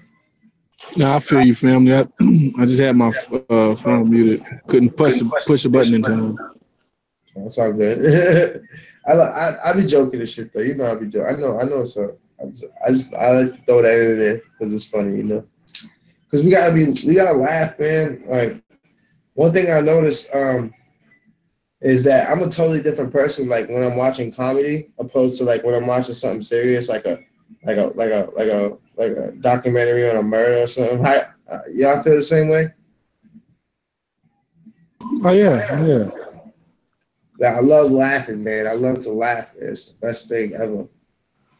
You know, I gotta always like get my laughing during the day. When I was younger, I'd say laughter is the medicine for the soul.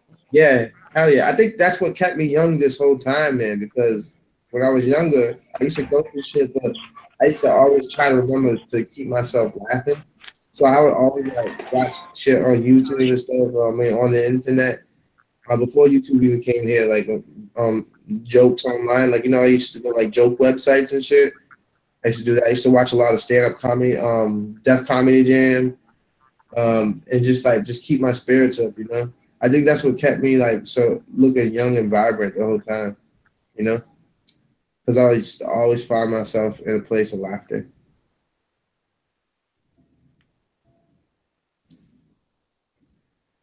Yeah, man. Everybody, you can tell people who enjoy their life, man, because as far as smiling all the time, always trying to make the best, because they always got a good smile, a good facial expression all the time. People tell me, man, yeah, you always smiling, and if you frowning, man, I know something wrong. You know what I mean? So you're right, bro. Go on to smile, man. You change a smile can change somebody else's day. Like, think about it. Like little things like being stuck in traffic, like could fucking like really change your day.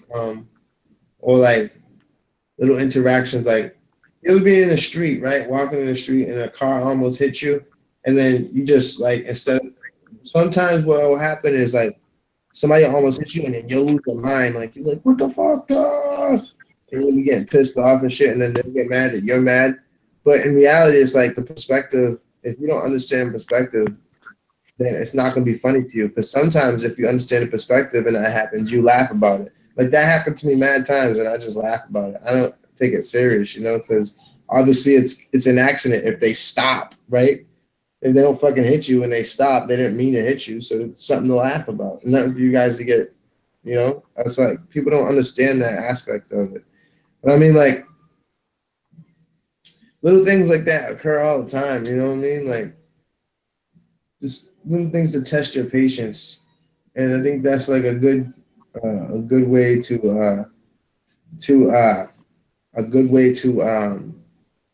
life to challenge you in a way where it's to help you remember to always smile. Like life has its own lessons it gives you naturally in order to help you survive. It's like survival. That's deep as shit when you think about it.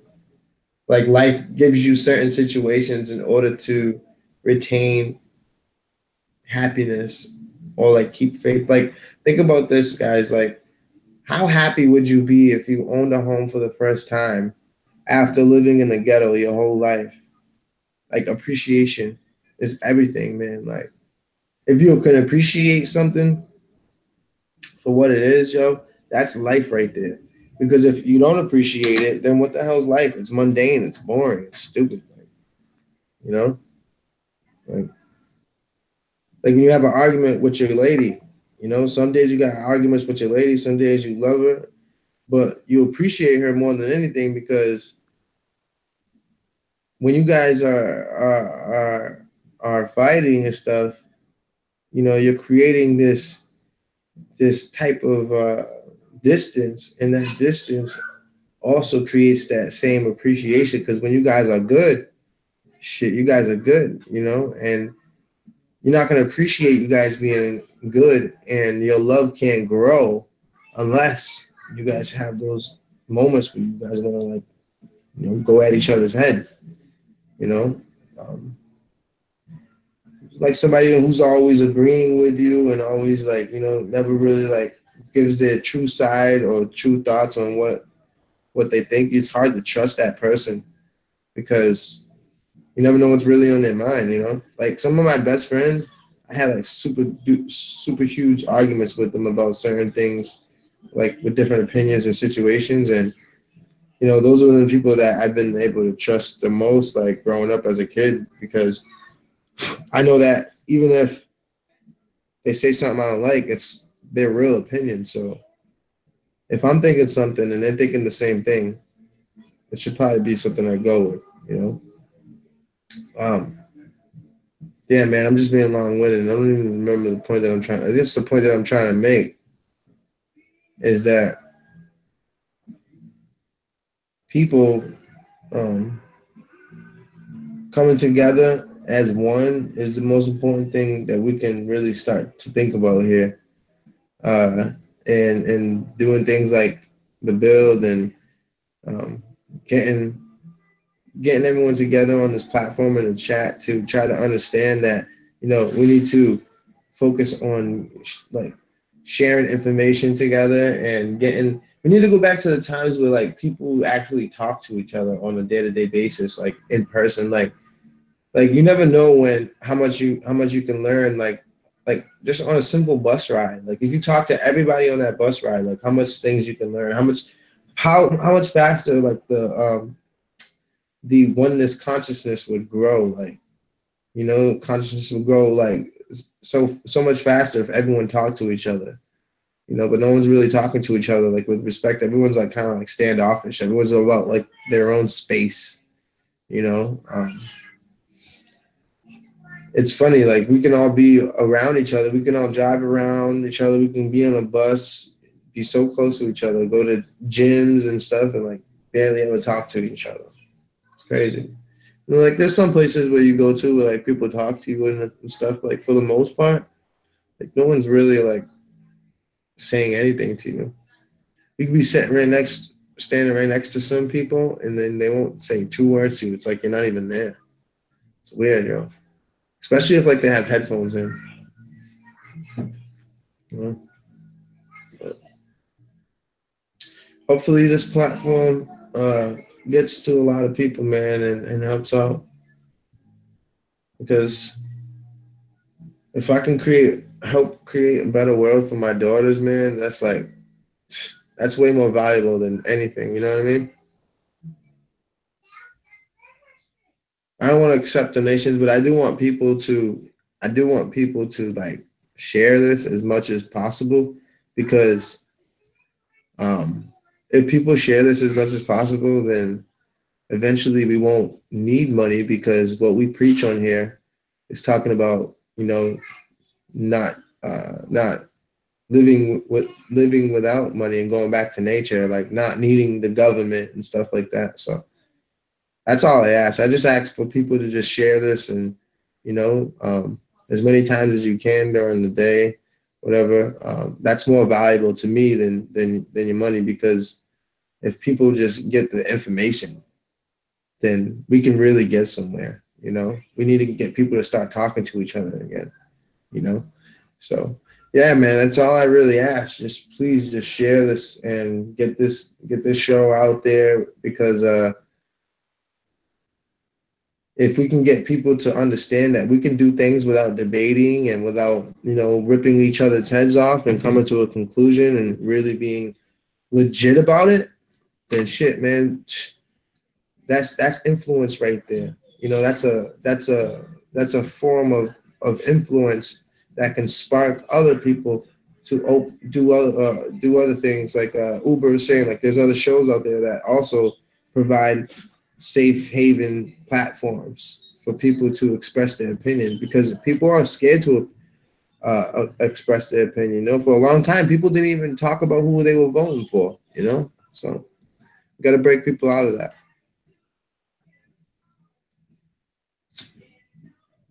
And I think that's Bust out of the shell, get out of the mold.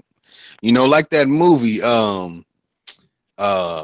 I can't remember the name of the movie, but the guy, he had a quote that he was saying, and it's like he's on a news station, and I forgot what he said. Like something. I think he used a curse word in it too. But he said, at the end of it, he says, like, I'm not gonna take it anymore. It slips my tongue, and I'm hoping somebody on the panel might know what I'm saying. Boy. I can't remember the name. I'll find a way to figure. I'll find it, man. It might be a good video to put up too, man. You'll love it. Shit. Something about I'm not gonna take it anymore. Again, man. I'm something about I'm fed up and like, damn it, I'm not gonna take it anymore. So I know I'm saying it wrong. Are you talking about the song "Twisted Sister"? We're not gonna take it. No. It's not a song. It's from a movie in the Oh, it's from a 70s. movie. Okay, just because Yeah. everything you were saying right now reminded me of the song by one of those big girly, big hair bands. I know what you're talking about. A movie though. Yeah, there's a movie in the 70s, and he has like a heart attack on the stage. You know, he just starts saying it so much, and he tells everybody to go yell this at the top of your lungs, out of your windows, and in the movie, everybody starts yelling it through the neighborhoods that were hearing that radio and watching the news. Ah, man, I wish I could remember it, man. It's a very interesting movie. You know what? Your memory recall will pull it up later on, man. Yeah, I was thinking, I'm about to find it right now. That sounds like cough medicine.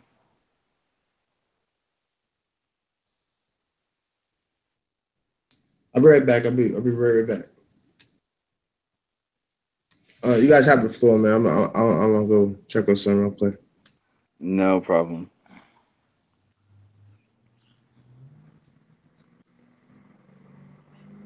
What's going on in the chat? Let's see. Yeah, I found it. I'm gonna post it in the link. Hold on. Wow, that was quick, man.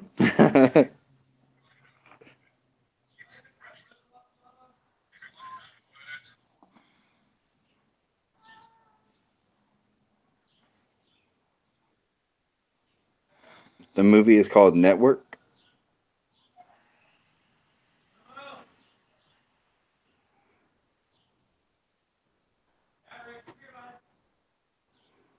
Hold on, let me see the name of the movie. Hold on, I think it is called Network. Well, that's what Wilson Flamenco says. He said the movie is Network.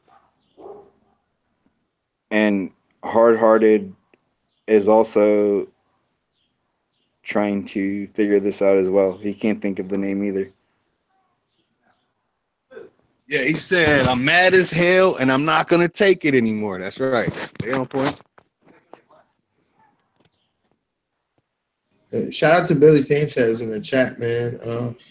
What's good with you, man? How you doing? Greetings. Yeah, I think I know a video they're talking about. Like, he was giving a big dissertation about the world, how it's going, where it's headed, and like we should be mad. You should be mad too. We should say we're not going to take it, and we're not taking it anymore. And I'm mad as hell. That's what you're talking about? That's right. Yeah, I posted it in one of our chats. Huh. Yes, but that's exactly what he said. I think that is the name of the movie. I think it is called Network, or The Network.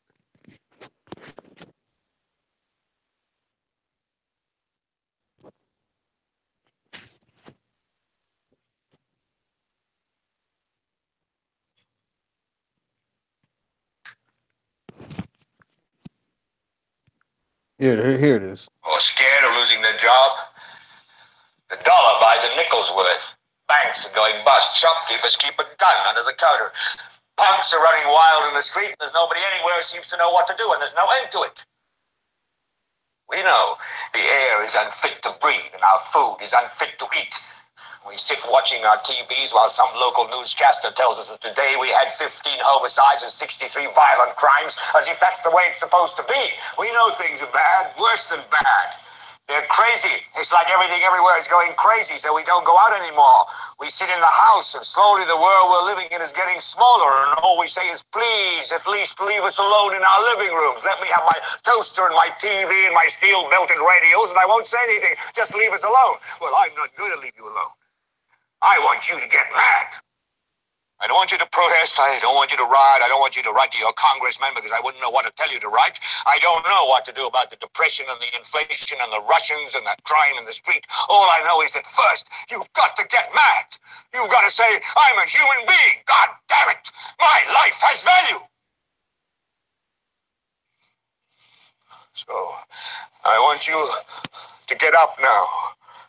I want all of you to get up out of your chairs. I want you to get up right now and go to the window, Open it and stick your head out and yell, I'm as mad as hell and I'm not going to take this anymore.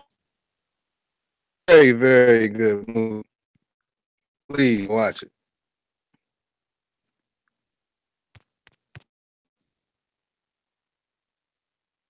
In that movie, that is mind blowing. He meets up with the person who runs it all. And I'm telling you, the discussion in that movie, might want to pay attention to what's being said word for word. Network. You know what? They're in trouble because people like us that liked watching movies and everything, we're gonna go back to those old movies we used to watch, and as we're watching them, we're gonna pick them apart with what we know now and see what they've been putting in stuff all this time, dude. We are dangerous to them. You got it. I know all the old movies, not all of them by heart, because there's too many of them that are just your jaw. You might, I'm telling you, some of you watch some of these movies in the 70s, you might tear up. Like, holy shit. But the movie that really touches me is The Great Dictator. Charlie Chaplin playing the Great Dictator. That speech, man. Oh, the one that like ODD uses and a bunch of the guys use in their songs. Yes. Yeah, I've seen that clip. Yeah, wow. Right? Just wow. I have a video. I put the clip in the video. I took in the two of my videos, I use that clip. One where there's a beat going on, and one where it's from the original version. I've actually had that playing in my car while I was giving someone an Uber ride, right? Somewhere. And like that specific speech caught their attention, and then they really started listening to the radio of the songs and everything that were coming through. Started a great discussion just on truth, period, you know? That's right. It's always when you put out that energy, that frequency, it's gonna vibrate. You're gonna get that right positive energy. Well, I hear people talk about how much they struggle talking to anybody about a lot of the stuff that we've been learning, you know? Just on a personal level with me, I don't get that, you know? Like right now I was talking to my neighbor and he's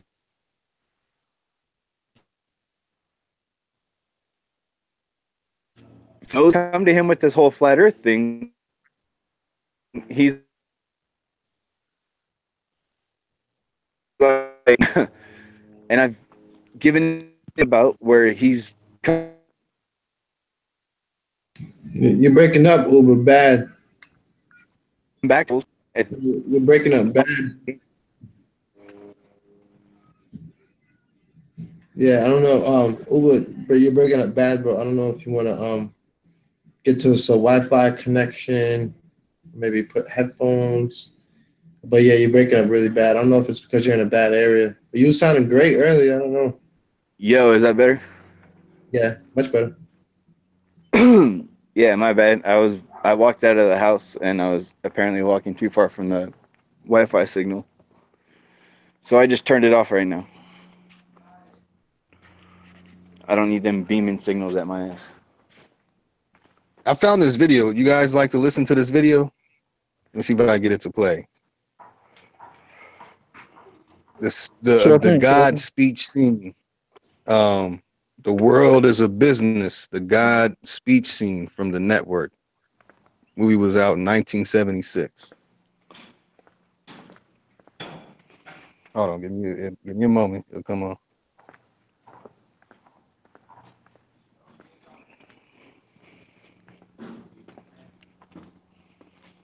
I wish you could play it, James. What's that? I wish you could play this on the screen share. You in the back chat? Was in the back chat? Yeah, I could post it in the back chat. Hold on. You have meddled with the primal forces of nature, Mr. Beale, and I won't have it.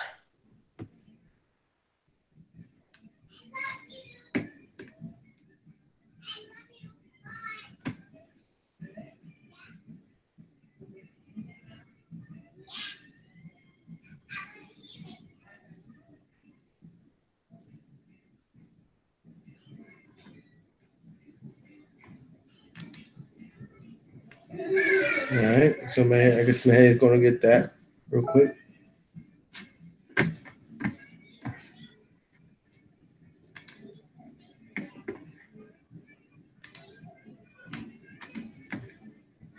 I don't know. Come back in. Guess he dropped off. Dropped off, bro. I don't know what happened.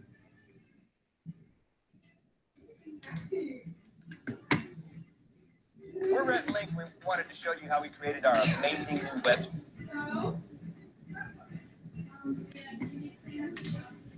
Really good. Don't forget any pieces. I need to stop playing and start doing my hair, man. I don't be caring no more. Just wash it. Yeah, man. I don't know. Are you able to screen share that video? It's a 5-minute video. I'm trying to see if I can screen. Yo, sometimes Hangouts lets me screen share. Sometimes it doesn't. Today it's acting like it doesn't want me to screen share. That sucks. Yeah, it does that sometimes. Yeah, man. I don't know. Like, remember it was working last night. Yeah, they want you to upgrade every 3 days. 3 days to 2 weeks and shit. Oh, okay. So I need to upgrade it? Yo, what just happened? Oh, I got kicked out. I got kicked out and it brought me to a whole nother hangout. Me too. It's crazy. That's why I came back in. I'm like, I don't know what happened. That's some GTA 5 shit. Like y'all were in the hangout too. Nothing. I thought it was just me. I'm just like, oh well. Damn. Yeah. It said it said I left the call, so I just tried to put myself back in the call, and then it brought me to a whole nother hangout. Like, what the hell? Hey. Well, let me play it. I don't know. They might shut us down if I play it, but all right, let me play it. I hope not. Damn. Come on, YouTube world. Hey, I'm let me speak to YouTube on behalf of the build. Let us play what we playing. Let us get it in while we can. You know. It is ebb and flow, tidal gravity. It is ecological balance. You are an old man who thinks in terms of nations and peoples. There are no nations. There are no peoples. There are no Russians. There are no Arabs. There are no third worlds. There is no West. There is only one holistic system of systems. One vast and immane, interwoven, interacting, multivariate, multinational dominion of dollars. Petrodollars, electrodollars, multi-dollars, rank marks, rings, rubles, pounds, and shekels. Shekels. It is the international system of currency which determines the totality of life on this planet. That is the natural order of things today. That is the atomic and subatomic and galactic structure of things today. And you have meddled with the primal forces of nature. You will atone. Am I getting through to you, Mr. Beale? You get up on your little 21-inch screen and howl about America and democracy. There is no America. There is no democracy. There is only IBM and ITT and AT&T and DuPont, Dow, Union Carbide, and Exxon. Those are the nations of the world today. What do you think the Russians talk about in their councils of state? Karl Marx? They get out their linear programming charts, statistical decision theories, Minimax solutions, and compute the price-cost probabilities of their transactions and investments, just like we do. We no longer live in a world of nations and ideologies, Mr. Beale. The world is a College of Corporations, inexorably determined by the immutable bylaws of business. The world is a business, Mr. Beale. It has been since man crawled out of the slime. And our children will live, Mr. Beale, to see that perfect world in which there's no war or famine, oppression or brutality. One vast and ecumenical holding company for whom all men will work to serve a common profit, in which all men will hold a share of stock,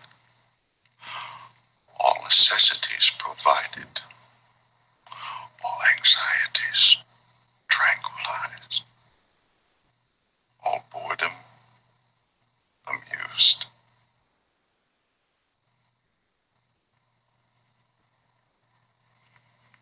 And I have chosen you, Mr. Beale, to preach this evangel.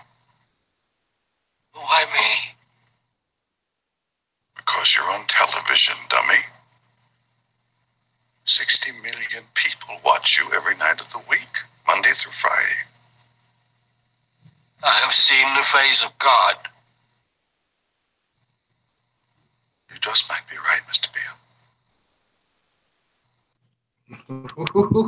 He showed him his face. After that,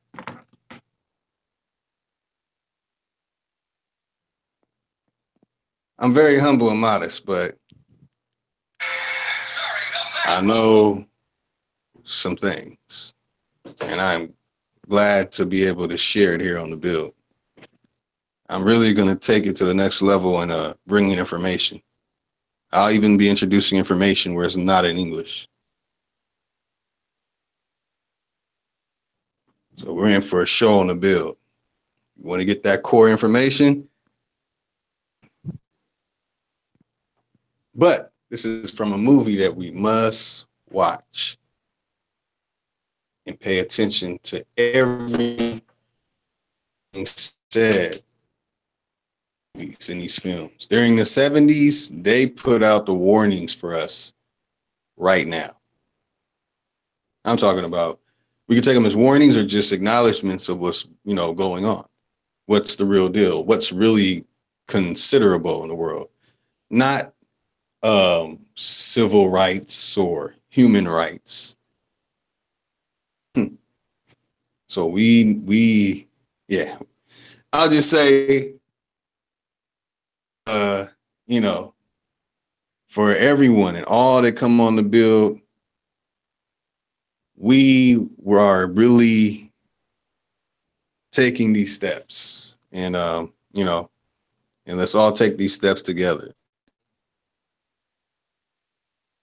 Going on, that there really are ways to live and really bring some solutions. Gets along no matter what everyone believes, no matter what anyone believes, whatever one wants to believe, as long as there's not violence upon anyone. And even when it comes to that, who's to say? I don't know. That's why now let me remove we are going to continue, no matter if they want to kick us off, like they did us earlier, and obviously we are still going. So, thank you, family. Got to watch the movie. I have a lot of more movies to look into from then and for now. Like movies, if you want some decent spiritual movies, if you watch these 3 movies in a row, it's truly, enlightening. It's going to take up 5-6 hours, but it's truly, truly enlightening by watching, let's see, let me put it in the right order. By watching The Last Mimsy and The Fountain. Watch The Fountain first. Watch The Last Mimsy. And really analyze these movies. They're pretty good movies that share a lot of insight on spirituality and various other things like that. The Fountain, that's for Hugh Jackman, right? That's right. Okay, yeah. And I've watched The Last Mimsy a few times. You know, they showing you a lot of stuff that, you know, if we had the patience, we could access now in The Last Mimsy. Like, There wow. you go. There you go. So it's you know, spiritual insight. These movies are very very good. History movies like Dune with the giant worms and the Quasar Shatterack. Oh man. Watching this movie Dune and then watching the movie Dark Crystal, where they create a globe model in the Dark Crystal movie.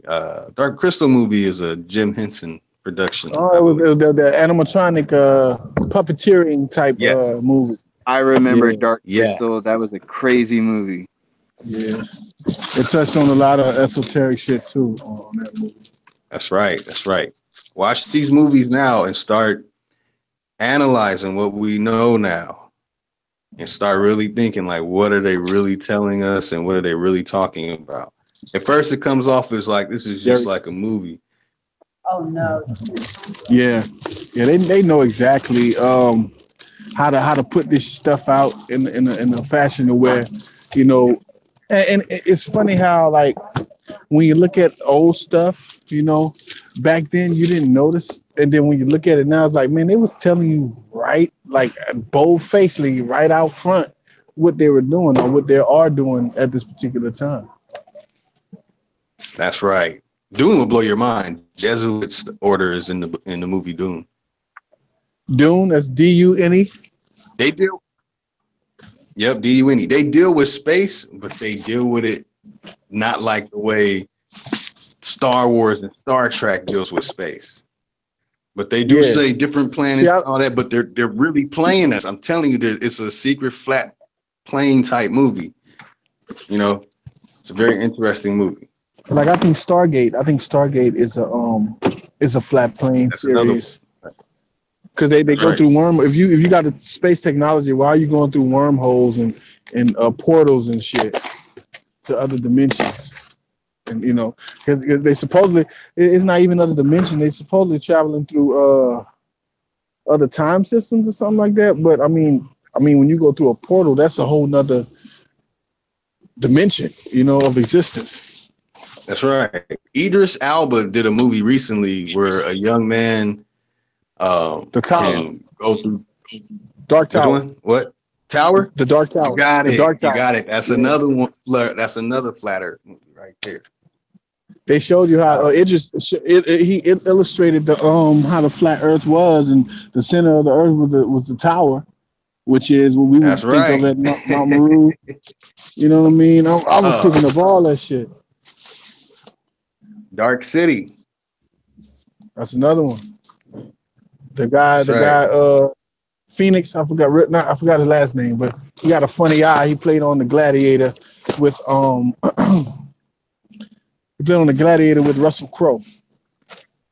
That's right. I forgot his name, but he was the main character of that movie. And that show, he was trying to go to Paradise Island or something like that. He was trying to go to Seal Beach. Yeah, Seal Beach. He was gonna get there even if he had to make it.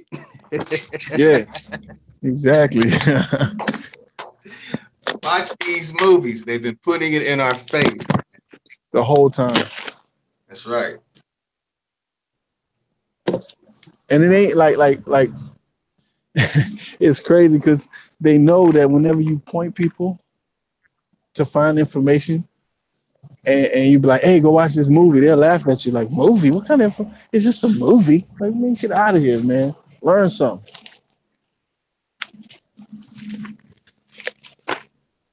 I know. Oh, I know.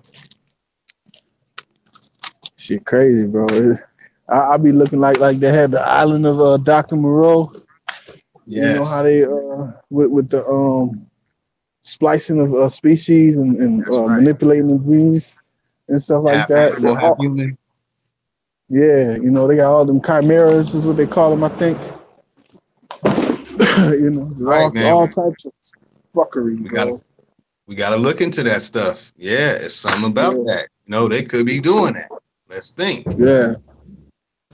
Like why would they announce that is again who this is what I'm trying to figure out. Like when they announce things about it being unethical to cross humans genes with animal genes, who was making the argument? You know what I mean? Like who came out and said it unless they were doing it already and they found it unethical, you know, or they wanted to make it look like they were fighting against it when they were doing it the whole time anyway. That's what I'm thinking. Like they've been doing this shit, you know, and they just try to censor like I remember how they tried to censor like parental advisory suggested, but yet it still plays on. So that's not, you know, if you want to stop censor something from showing to a certain audience, you wouldn't let it show, period, unless a parent had a certain code to get to that and watch it whenever they're ready. But no, they let it play and they suggest that they don't watch it, but they know that shit's not gonna happen the way that we think. You know what I mean? Like we gonna they know we gonna let our children watch it anyway, and if we don't let our children watch it, our children gonna sneak to watch it. So, right, sensory advisory is just a way to cover their ass so they don't get sued. Yeah, that's all parental advisory is about. It has nothing to do with the protection of the youth's mind and shit.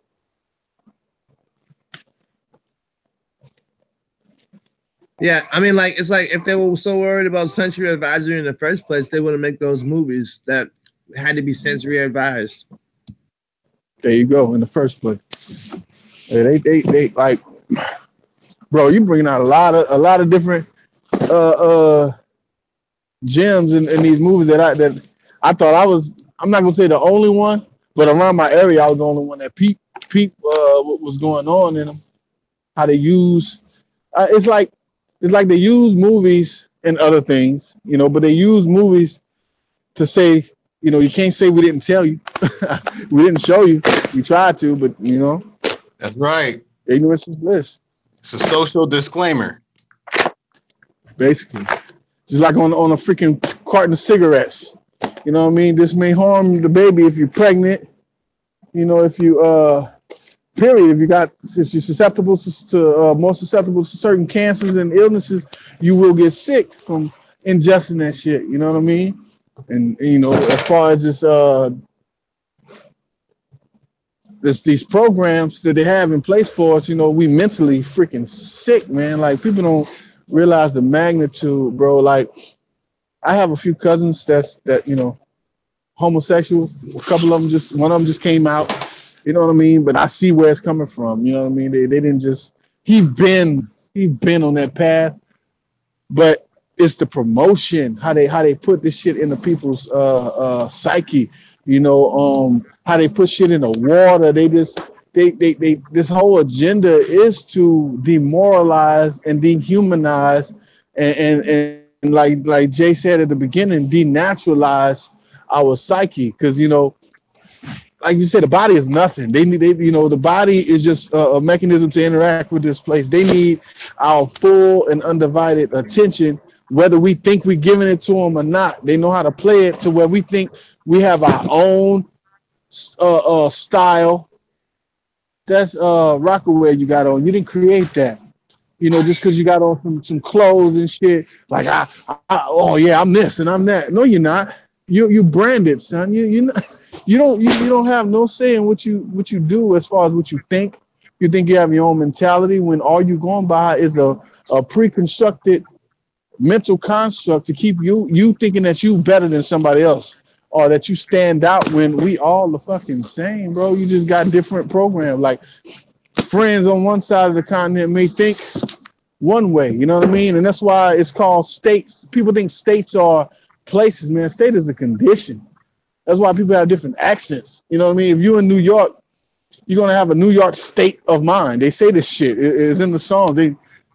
They tell us that they manipulate the mind. You know, I can go to like when I was in Ohio. I went to Ohio when I first moved from Louisiana, talking country as fuck. Excuse my French. Talking country as hell. I mean, not country, but my accent was lack. Oh, boy, go ahead, boy. Oh, you know, shit. Just, you know, I was real Southern. You know what I mean? And then whenever I stayed there for over a year or two, you know, I came back home. I didn't notice the change, but when I came back home, as far as in myself, I listened to the people around me, and like you can hear the program. You know what I mean? Everybody sounds the freaking same. If you go to but now, fast forward about 5, 6, 7 years, think about this. Everybody everywhere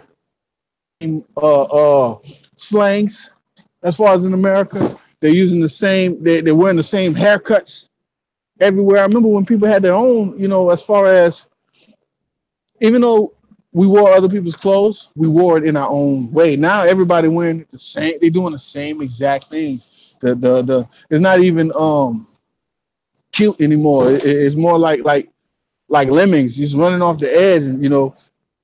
And I saw this video about 2 weeks ago, and they had these deer on the highway, and one deer jumped off the edge because the car was coming, and it got afraid, it panicked, and all the other deer followed him, and they all perished when they jumped down, you know. And that's what I see as far as our society, as far as our people, man. You know, we follow trends, and we follow statutes, and we follow things that's only made to bring us to a lower vibratory frequency, man, to take us out our element. And I mean that literally, you know what I'm saying? Like, we don't know, you know, like people say that people are out of pocket, man. We way out of pocket. You know what I mean? Like, we don't have like almost no leg to stand on when it comes down to reverberating a sort of truth to somebody, because everybody got their own version of what they think truth is based on information that was given to them by the oppressory system that we live under, you know. And once people start to realize that, bro, this is Fugate, like, this is crazy, man. Like, what am I doing? Like, I all I see is a hamster on the wheel when I look at people every day, you know, walking around in circles. And like I told somebody just before I got on this hangout, if your body was connected to Google Maps, you would see that your life is just a circle. Like, you go in circles every, like it's, your life is so redundant. You know what I mean? Every year you're making the same paths. You know, you're going down the same highways. And I looked on Google Maps one day, and I'm like, dang, if I was I want to say a few years ago, and it just hit me, because I was driving for a certain company, and it would track my trajectory. Well, the vehicle I was using, it was an in-house vehicle. So, you know, I use it for personal use and everything. And I realized that, damn, I don't do nothing outside the routine that I'm in.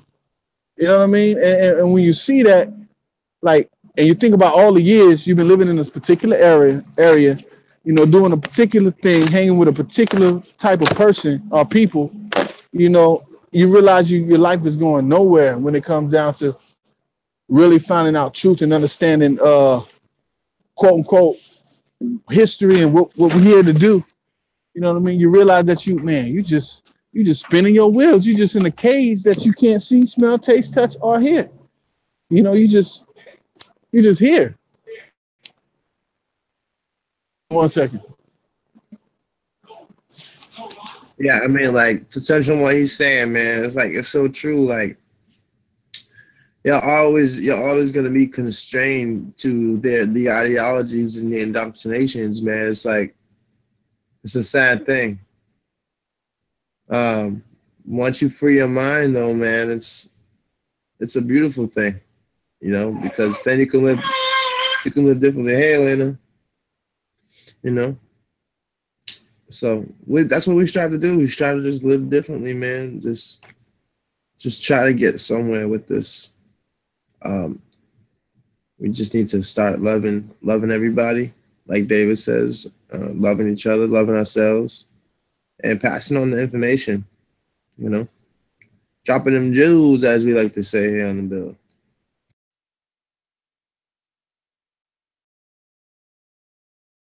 That's right. And when it comes to the foods, the disease, not the disease, but the drug is called atrazine. Atrazine is the drug that causes frogs' genitals to start to turn into females' frogs, you know, uterus, basically, to say it in that way. But it basically causes transgender mutation on the frogs.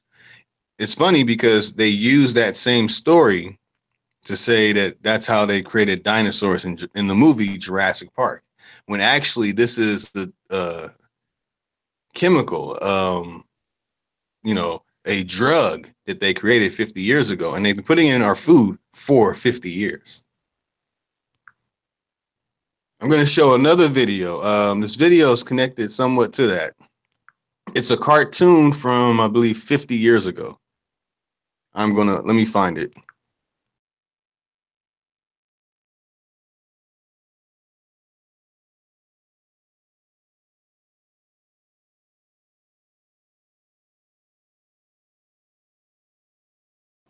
Is it that ism video with the dude selling the ism?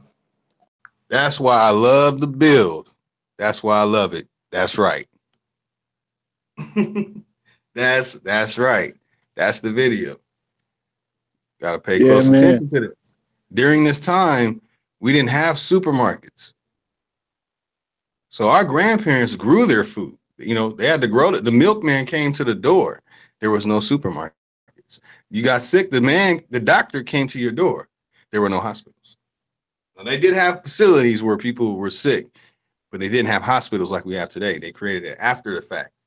But it's important to keep in mind what happens in what period of time this video is.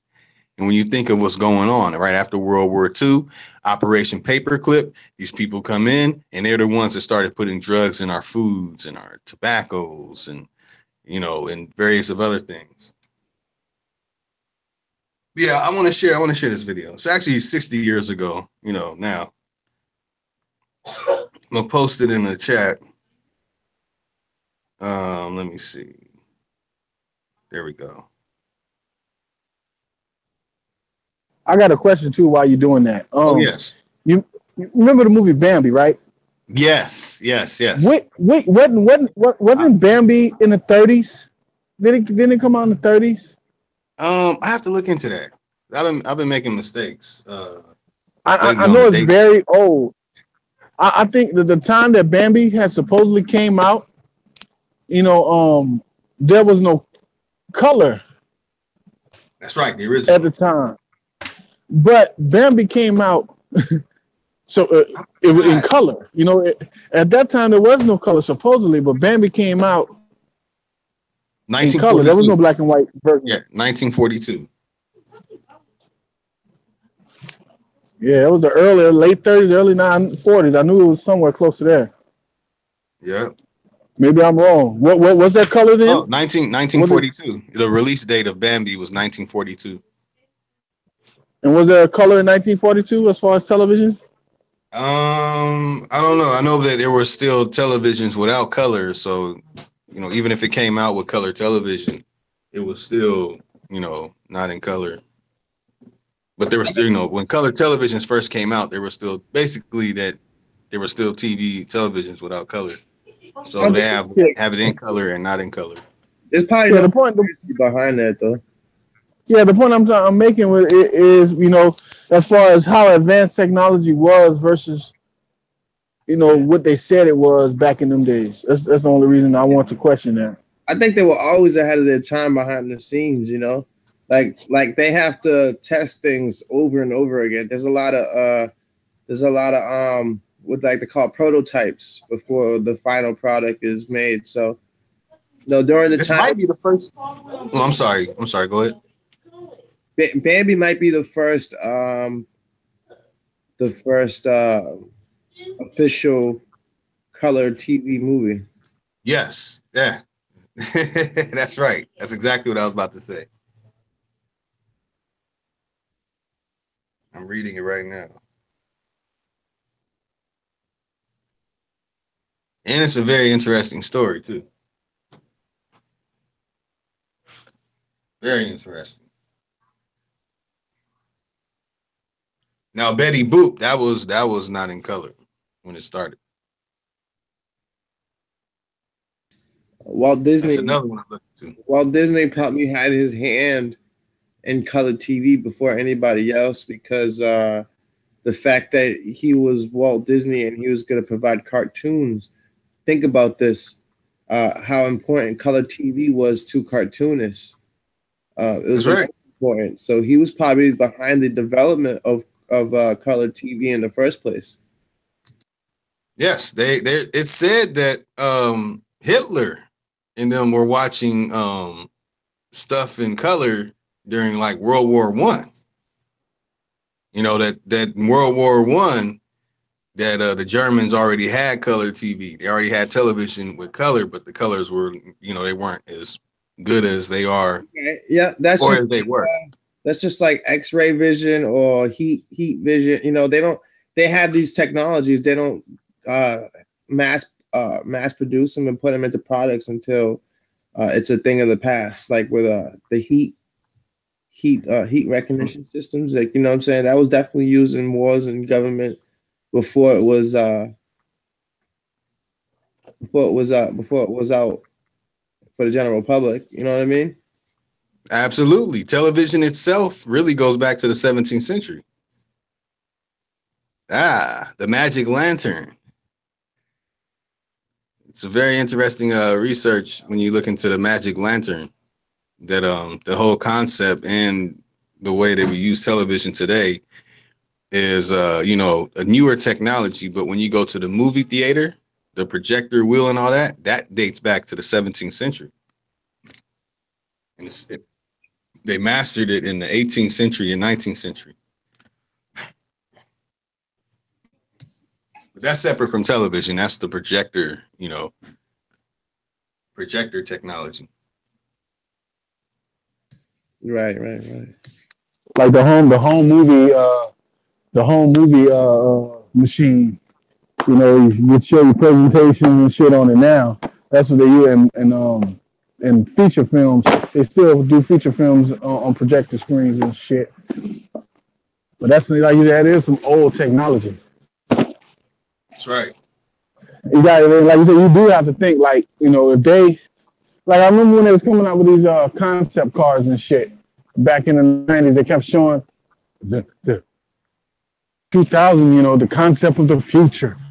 Everything was about the freaking future, you know, but I never saw none of the concepts come to fruition, and then I realized it will never come to fruition because, you know, they just want to see where our head's at when it comes to their vision of the future. You know what I mean? I may be wrong, but that's what I'm thinking. They're trying to see where we stand. It's like whenever they like pass a bill, they want to see our reaction to see if we're gonna bite it or just let it go. I mean, if we're gonna fight against it, you know, and they're banging on us not fight against nothing, because that's not what we do. We march and talk and beg and plead. It's like me begging. It's like me going.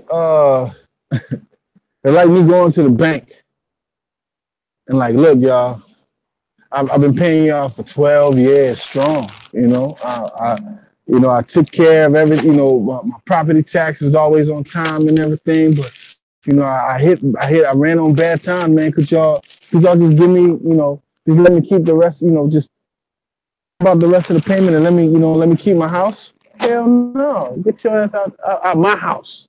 It was my house from the beginning. It was never your house. So once we realize that too, like people think they own houses and they own property, man. You don't own shit. You know, you are, this is, everything you have is called community property. So get out of here with that.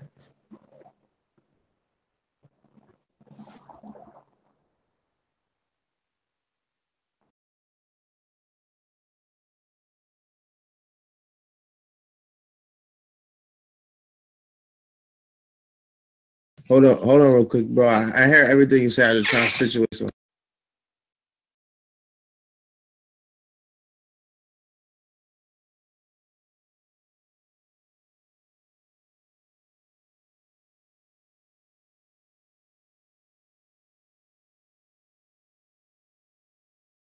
Oh, but go ahead, bro. Go ahead. You can play that clip.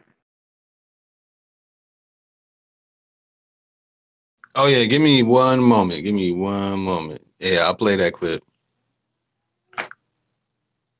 Hold on.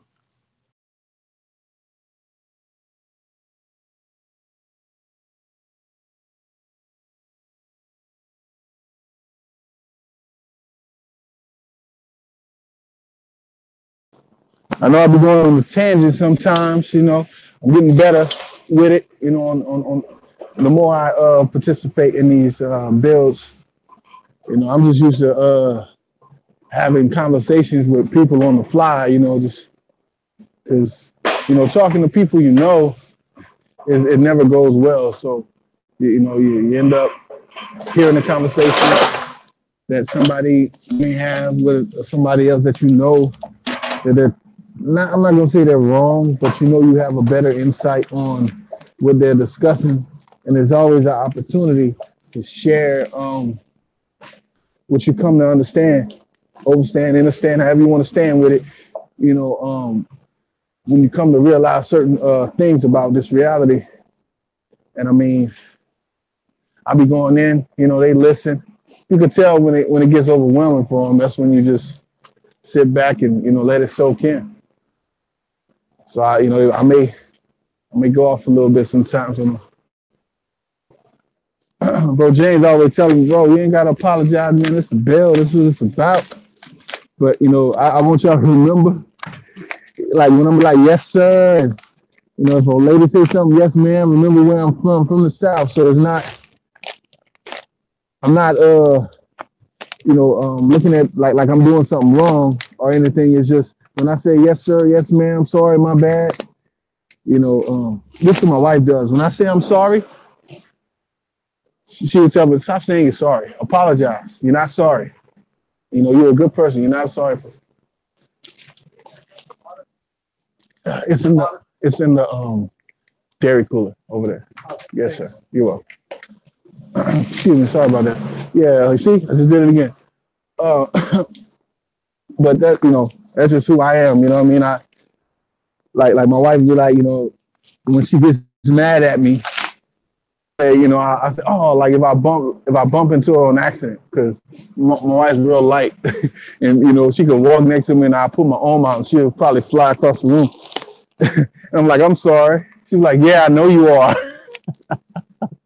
You know, so I mean, it's all in good spirits, man. I love this shit, man. This is the most I did towards what I love ever. You know what I mean? As far as actually seeing a positive result from it instead of always getting negative flack from what you learn. It's like you know, y'all probably can attest to this when you're so excited, you know, what you come to realize, and they start talking with you. As soon as you touch that subject that they not really too keen on, that defense mode kick in, boy.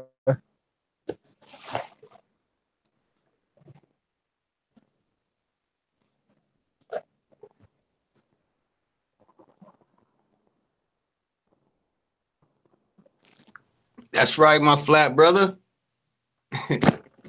My lady the same way about the same thing. If I say, I'm sorry, babe, she will say the same thing. Literally. Let me play this video. Let me see. Okay, this is the video from earlier. About the isms. Don't fall for the isms.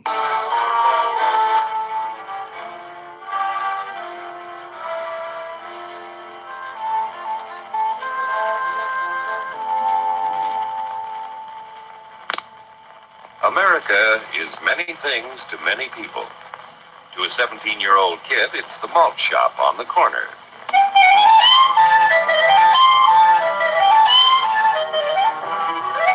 To Grandpa, it's the front porch in the cool of the evening.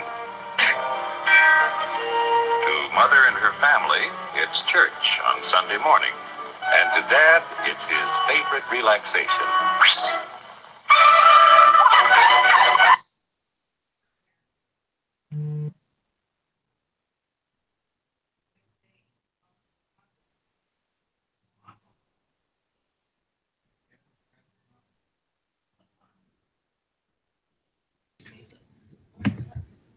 What happened? The haters don't like that. I was just cut off.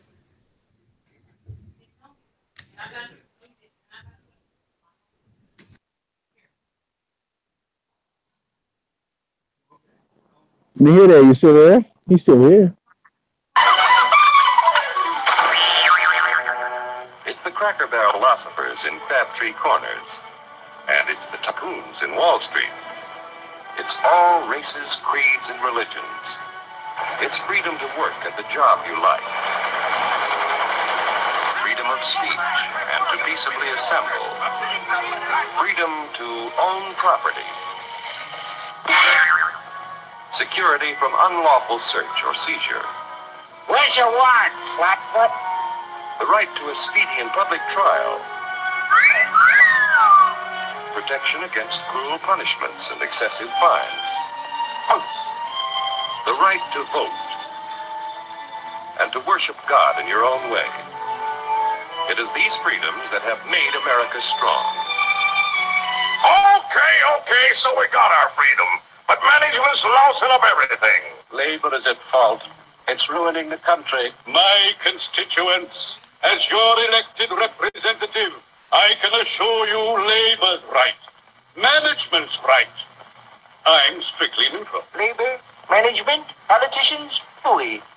They can't tell corn from The fast track bill have told us over and over again that unfettered free trade will increase American jobs and increase American wages, but they have been proven dead wrong every single time we have had a trade agreement. In other words, we hear the same rhetoric.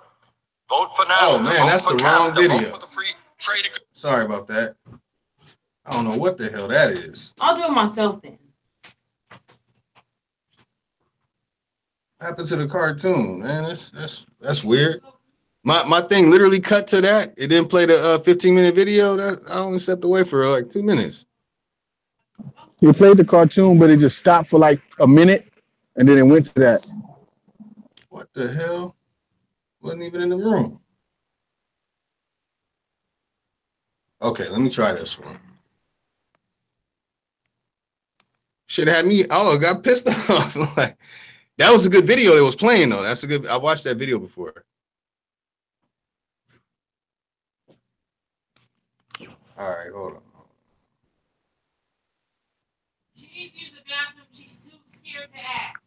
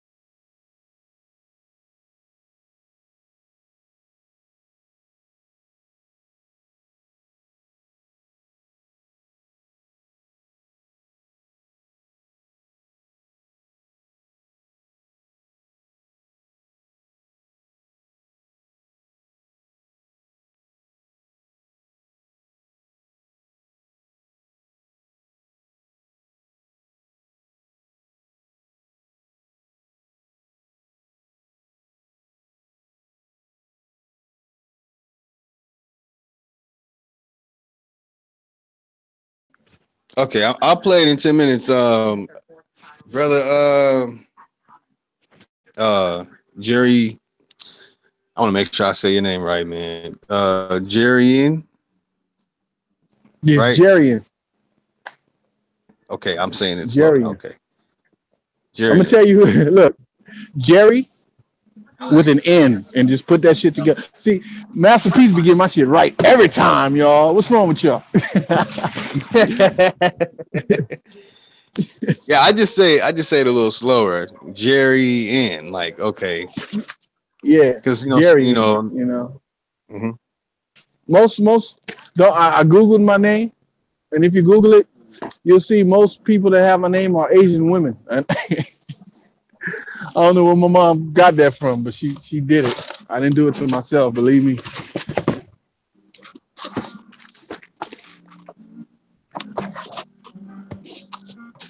But you was gonna say, Yeah, I I'm don't know sorry, if you could play the video or from my end. Yeah. Does it My work on thing's acting up. I don't know what's going on, man, but Hangouts is like Does it work on the phone? tripping. Like if I was to play it on my phone, because I got my phone on my hip, Oh, okay. and I'm listening through my headphones.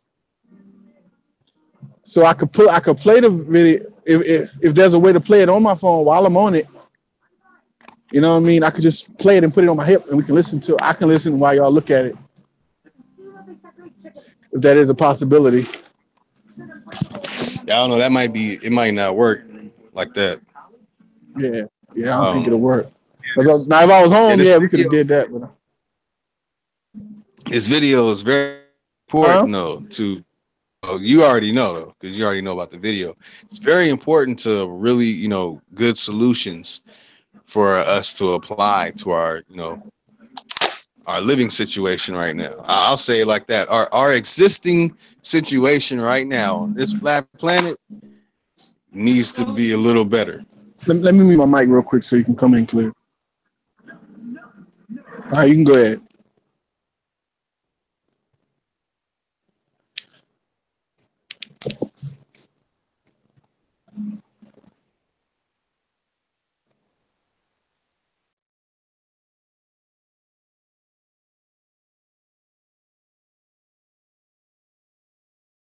You can continue, bro. I'll mute my mic.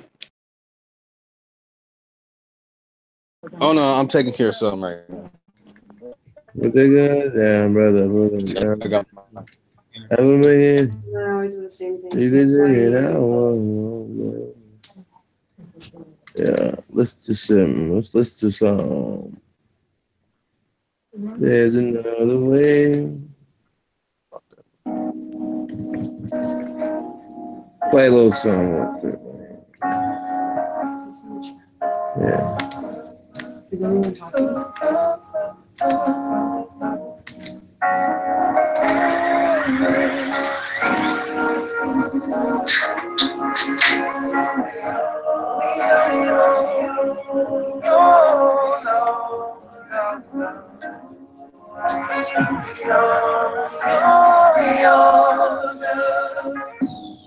Never bring it down, never bring it down, no. You're the one I count on, what I did for, so I bring it home for you. I don't play games, baby, I don't need rules. I just need you, baby. You know what I like, and I don't want no one else, no. I don't go out unless I'm looking at you, girl. Girl, listen to me, baby. You don't, girl, ooh, girl, you're trouble now.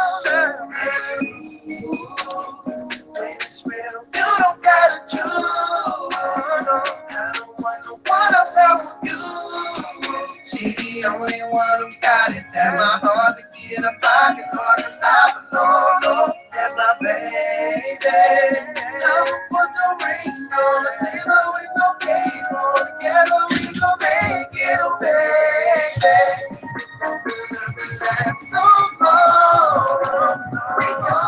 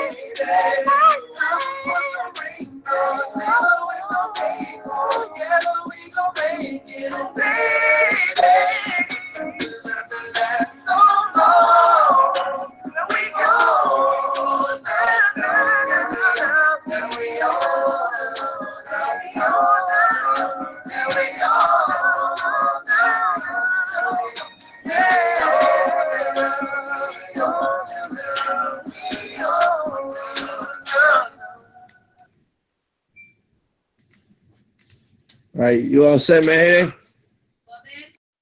Sure high, bro. Good looking, fam. I'm just trying to pass some time, you know.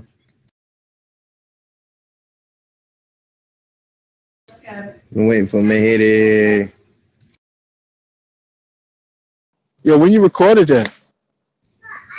A couple weeks ago. You'll have Rod Jones enjoying that. Oh, you like that? Good music. Good looking, family. Thank you, man. Appreciate it.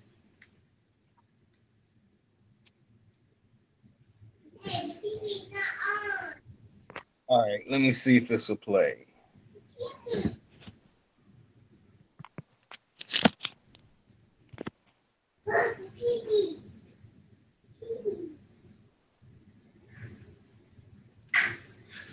Sean G. Hi, this is Sam Lupo with LCL Report. A friend of mine sent this cartoon along my way, and it's amazing that it's 50 years old and it's so prophetic and just has a great warning in it that I think everybody should see today. Enjoy the flashback.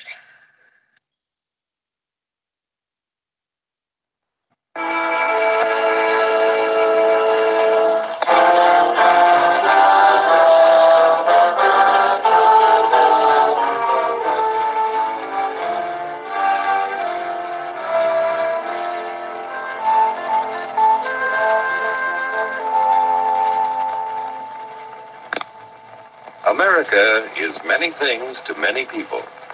To a 17-year-old kid, it's the malt shop on the corner.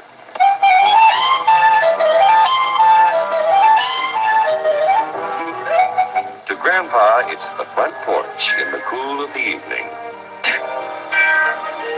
To Mother and her family, it's church on Sunday morning. And to Dad, it's his favorite relaxation.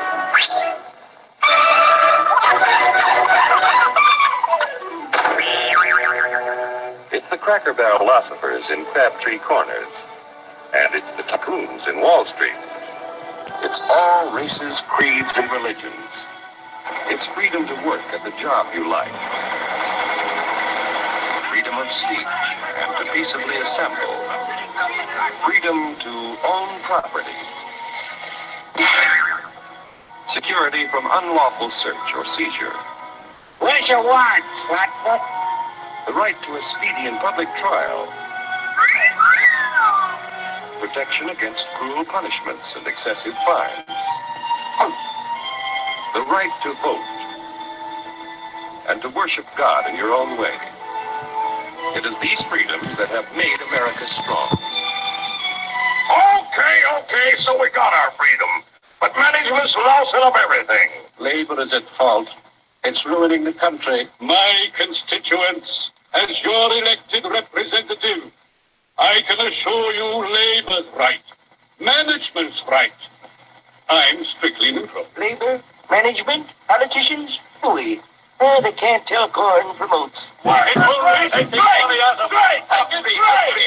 stick right up, folks. Here's the answer to your problems. Dr. Utopia's sensational new discovery, ism. Ism will cure any ailment of the body politic. It's terrific. It's tremendous.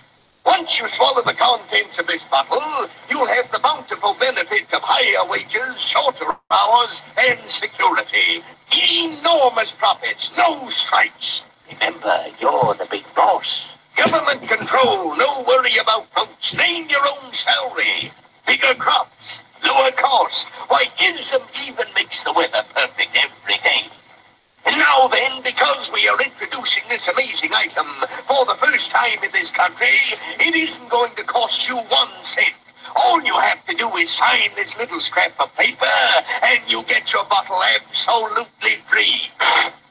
I hereby turn over to ISM Incorporated everything I have, including my freedom and the freedom of my children and my children's children, in return for which said ISM promises to take care of me forever.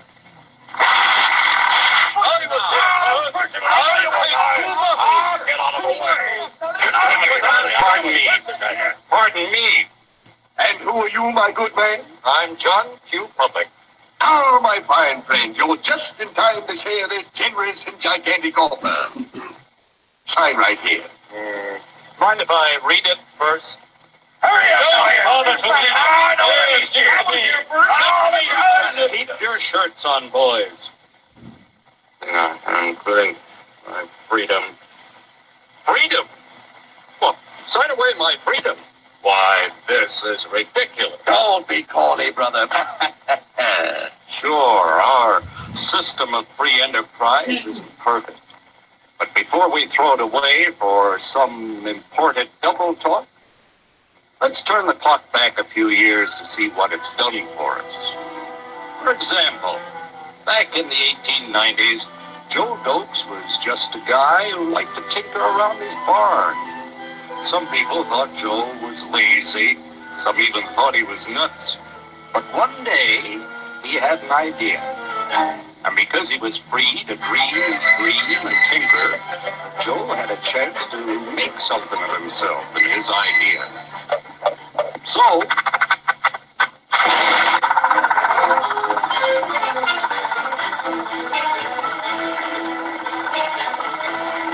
of course, some people didn't think so much of Joe's idea. But that didn't stop him.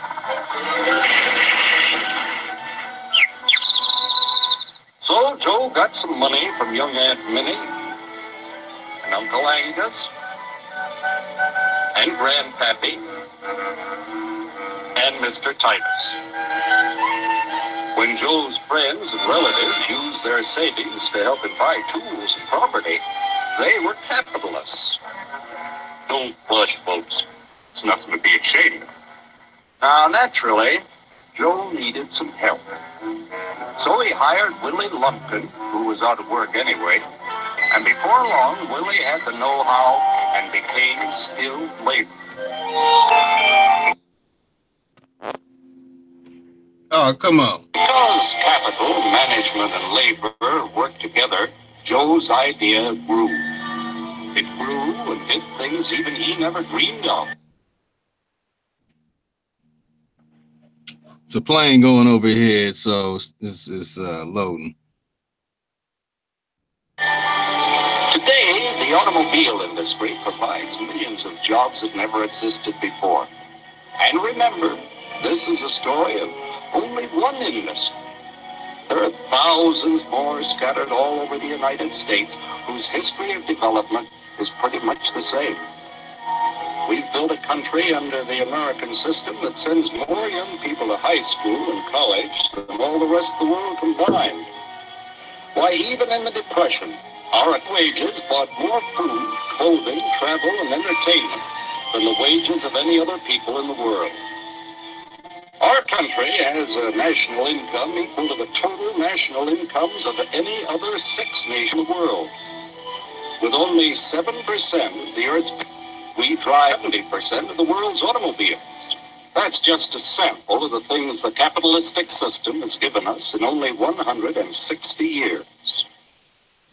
Before signing up, you boys ought to try a little taste of Doctorism's formula to see what you'd get in exchange for your freedom. Go ahead, try it.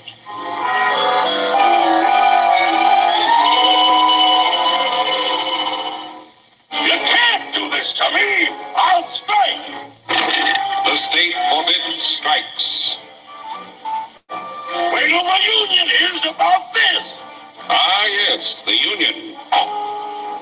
Welcome to our ranks, number 1313. I'll take this case to the Supreme Court. The state is the Supreme Court. Our decision is as follows. No more private property. No more you. And the farm vote will put a stop to this. Farmers don't vote anymore. What'll I do for seed next year? You won't have to worry about next year. The state will do your planning from now on. We must fight to regain our freedom, or everything is lost. Everything! Everything is fine. Everything is fine. Everything is fine. Everything is fine. Everything is fine. When anybody preaches disunity, tries. Come on. Play. It's almost finished, too.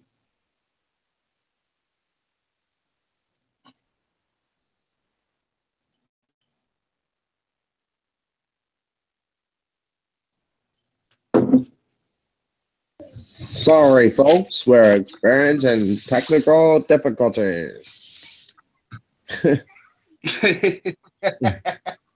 Fuck, that fucking voice is stuck in my head. Yep.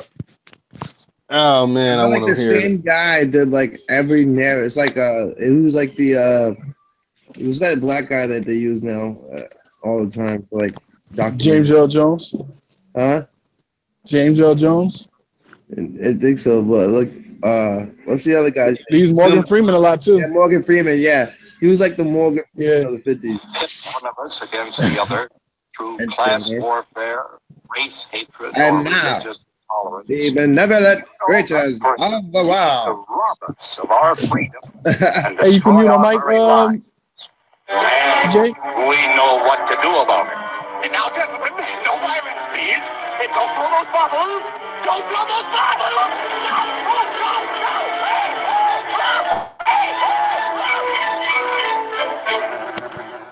Kind of missed it though. Working together to. My bad. I was about to say working together. I forgot how it ends. Oh man, yeah, it was a very interesting cartoon. It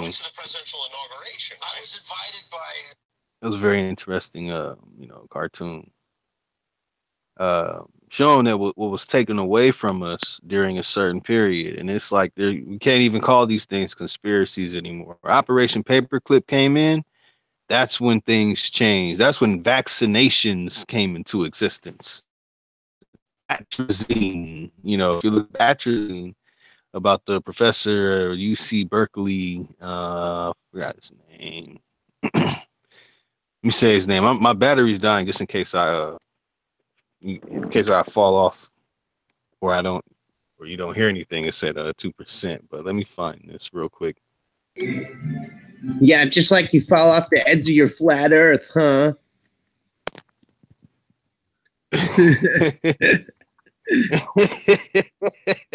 Goddamn flat earthers, man. You guys don't know what you're talking about. Bro, why I thought we had a globe earth? I had to look at my phone just now, bro. All you flat earthers need to fall off the side of your flat earth and go somewhere. You should have heard the way they were coming at me earlier, man. You would fall out laughing. That's what I'm saying, man. It's hilarious. Yes, it's a waste. It's a waste of energy. That's why I say, yeah, I'm not going back on there. That's how they debunk flat earthers, by trying to humiliate them. Yeah, it doesn't work with me, and that's where they get stuck. And I end up converting people. And without the intention to convert, because I'm not trying to get anybody to adhere to my opinion or my, decision on what I think is it. The guy name is Dr. Tyrone Hayes. Atrazine changes sexual development orientation. Listen to this video, man. This boy. Yeah, he got fired from his he got That's fired. right. Yeah, for bringing that out. Yeah, that's right. And he exposed it. They had to fire him. It seemed like he got a little atrazine in his body. He does. That's how he knows. He took some of it, and it's changed his sex life. Yeah, he seemed a little sugar.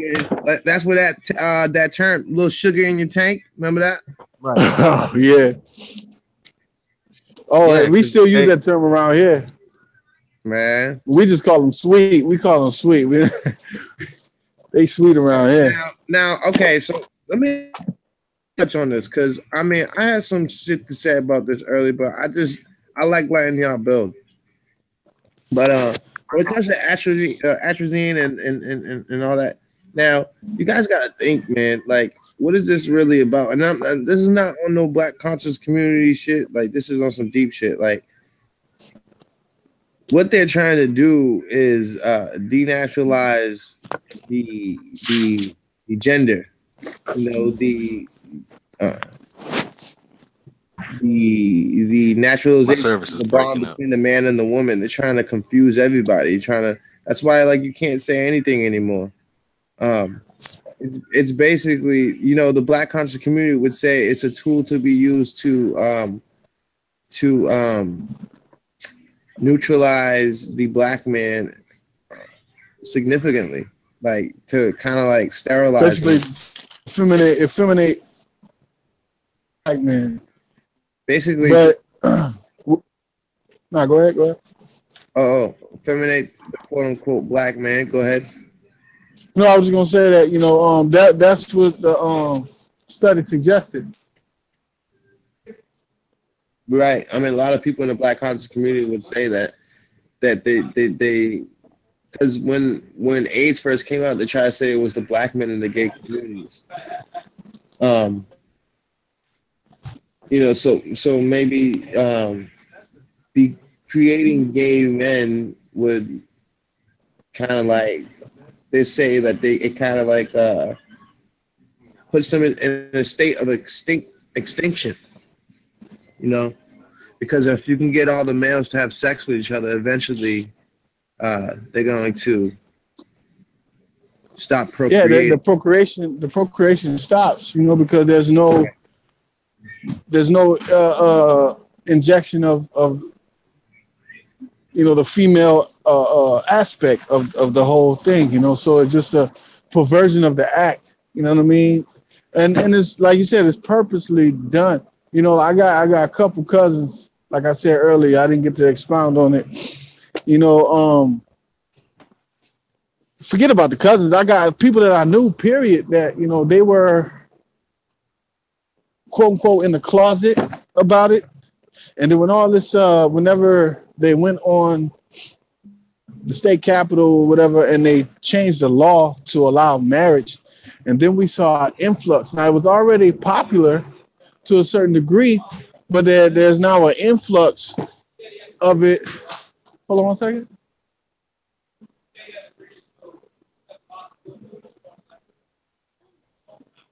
Okay. Yeah, they said there's an influx of this stuff when it comes down to homosexuality, and you know, it's in everything. It's in the food. It's in, you know, it's possibly in the water. I don't know, but it's in everything. And I think like me, people like me and myself, you know, and I'm not saying I'm better or worse than anybody, but maybe because I lived in the same situation as these people did. You know, my mom took me to get vaccinated like everybody else did. But I think what it does is it plays on the genes that's most susceptible to manipulation. You know what I'm saying? So it's like it's calculated, but it's random at the same time, you know, as far as who's affected by the, I'm not going to even call it a disease. Well, disease just means disease, you know, but when people claim that they feel like they were born that way, they just might have well been, you know, because of the introduction of the chemicals into their system. And like when I had my last baby, I told my wife don't take, because that's when I started getting keen on them prenatal vitamin pills that they were giving us. Why do you need prenatal vitamins for a baby when you are the damn prenatal vitamin? You know, why do you have to give somebody a supplement when the parent or the mother gives the child all its need, you know, through its gestation period in the womb, you know? And that you start doing the research, start realizing that they're putting things inside, you know, microorganisms inside your child have time releases. You know, they you know, after a certain amount of years that go by, if autism don't take a hold effect, you know, right off, you know, later on in life, you may have some kind of mental disability or a physical disability or something that's not seen until you're in your like 50s or 60s. Now you got cancer. You know, I got a couple of uncles a few weeks ago. Oh, we just found out Uncle such and such got cancer. Oh, Uncle such and such got thyroids. Oh, you know, there's all these different little things that, like, wow, they make this shit look like it's normal. Like, happened at the, you know, and they're not even at the end of their life yet. You know, for some people, you know, they're late 30s, early 40s, they're like just beginning. You know what I mean? I know my homeboy who just died of leukemia, you know what I'm saying? His life, you know, he went through a bad divorce or whatever. It wasn't bad, but you know, they just, you know, he wasn't with his family no more. That's the bad thing about it, period. But he was a good guy. You know what I'm saying? He was a real, like he was one of us, really, you know. But he was the type that wasn't afraid to question anything, but he didn't go all the way with it. Like, you know, he always, it was a good conversation piece for him. But, you know, when I talked to him, I told him, I said, bro, if you didn't listen to me before, man, listen to me now. All this stuff you eating right now, if you want to get over this cancer, man, stop right now. And his wife told me after he passed away, she's like, I know. I was telling him, I said, what are you doing, Raleigh? Because he was eating something. And I'm like, well, what he was eating? He said he was eating a cheeseburger. And I'm like, what? You know, like, really? You know, and I was more upset with him for letting himself die because he didn't put the effort. You know what I mean? He think by going to get chemo and all this other stuff that he was trying to save himself. You know, but all he was doing was, you know, taking the easy way out. And he, you know, he wasn't ready. You know what I mean? He wasn't ready. And a lot of us, like, think about how many people passed away that just wasn't ready because they believed something that a doctor, you know, think about all the people that was misdiagnosed with something that they didn't have. You know, my dad didn't die from rectal cancer. He died from the chemotherapy he was undergoing. You know, it's disheartening and sickening when you realize how they manipulate people into even agreeing to destroy their temples like that. You know what I'm saying? Yeah. And even now, I find myself like, shit, man. Like, I didn't want to say this because every time I say this, something happened. But I'm gonna just say this for the sake of the argument. Like, after I realized I never get sick. I probably, like, if I get excess of mucus from like a cold or something, that like every 5 or 6 years, maybe I'll get like a cold or a headache, or, you know, it's like I don't get sick. You know what I'm saying? So I'm trying to tell my dad and everybody around me, yo, this food is killing us, man. You know, but and it comes to a point to where the food ain't killing us because we know the food killing us at this point. Now we're killing ourselves. So it's an assisted suicide. You know, and everything have a little thing to do with assisting in our destruction when it comes down to what we ingest into our body. And I'm sorry, Mahida, you can go ahead and continue with your build. You're about to say something. you right, family. I mean, shoot, continue to build, please. You're right. He's most definitely right. I mean, you know, people got. Go ahead, bro. I was saying you're most definitely right. People just got to understand that, you know, throughout your time, I guarantee you that not only with your diet, but with your mental, like your mental awareness, your conscious awareness also has something to do with your health. Like, people don't understand. Excuse me. People don't understand that if you don't raise your consciousness, you can't raise your frequency. Once you raise your frequency, that means that, you know, you start vibrating at a higher rate, and certain things just can't live inside of your body anymore after that point. So I just wanted to bring that point up. So it's very important to meditate. It keeps you very healthy. It helps raise your frequency. Also, with more and more knowledge you gain, helps you raise your frequency because it helps you become a happier person. Being happy, showing love, spreading love, that's how you raise your frequency. So through the knowledge, through the flat earth community, through everything that you can gain through being a flat earther, it all has to do with raising your frequency, and it helps you become a more happier person, more at peace. Love you. More at peace, with yourself and your surroundings because you have a better understanding of what it is. Even if that understanding seems a little bit scary, it's still an understanding that you can be content with because you're not speculating, living in fear constantly, wondering about the downfall. Everything like the apocalyptic stuff in the Bible and all this fear-mongering stuff is all kept to keep your frequency low so you can stay sick, so you can go to the hospital so that they can do exactly what Jerome was talking about, giving you all this messed up treatment that is really bad for you. So I always tell my people, like, yo, if anything ever happens to me for some reason, some weird reason, I get sick or something, it's because it's a murder, I'm getting poisoned, or or something serious. But in any case, do not bring me to no Western doctor. I rather, if I'm gonna die anyway, I'd rather it really be from real natural causes, not know what they say is natural causes. You know what I'm saying? So yeah, I always tell don't bring me to no Western doctor if something happens and I don't have no control of my consciousness. Bring me to a Buddhist monk; they'll be able to save my life faster than some doctor. Bring me to Mongolia, motherfucker. I don't know how you feel about that, man.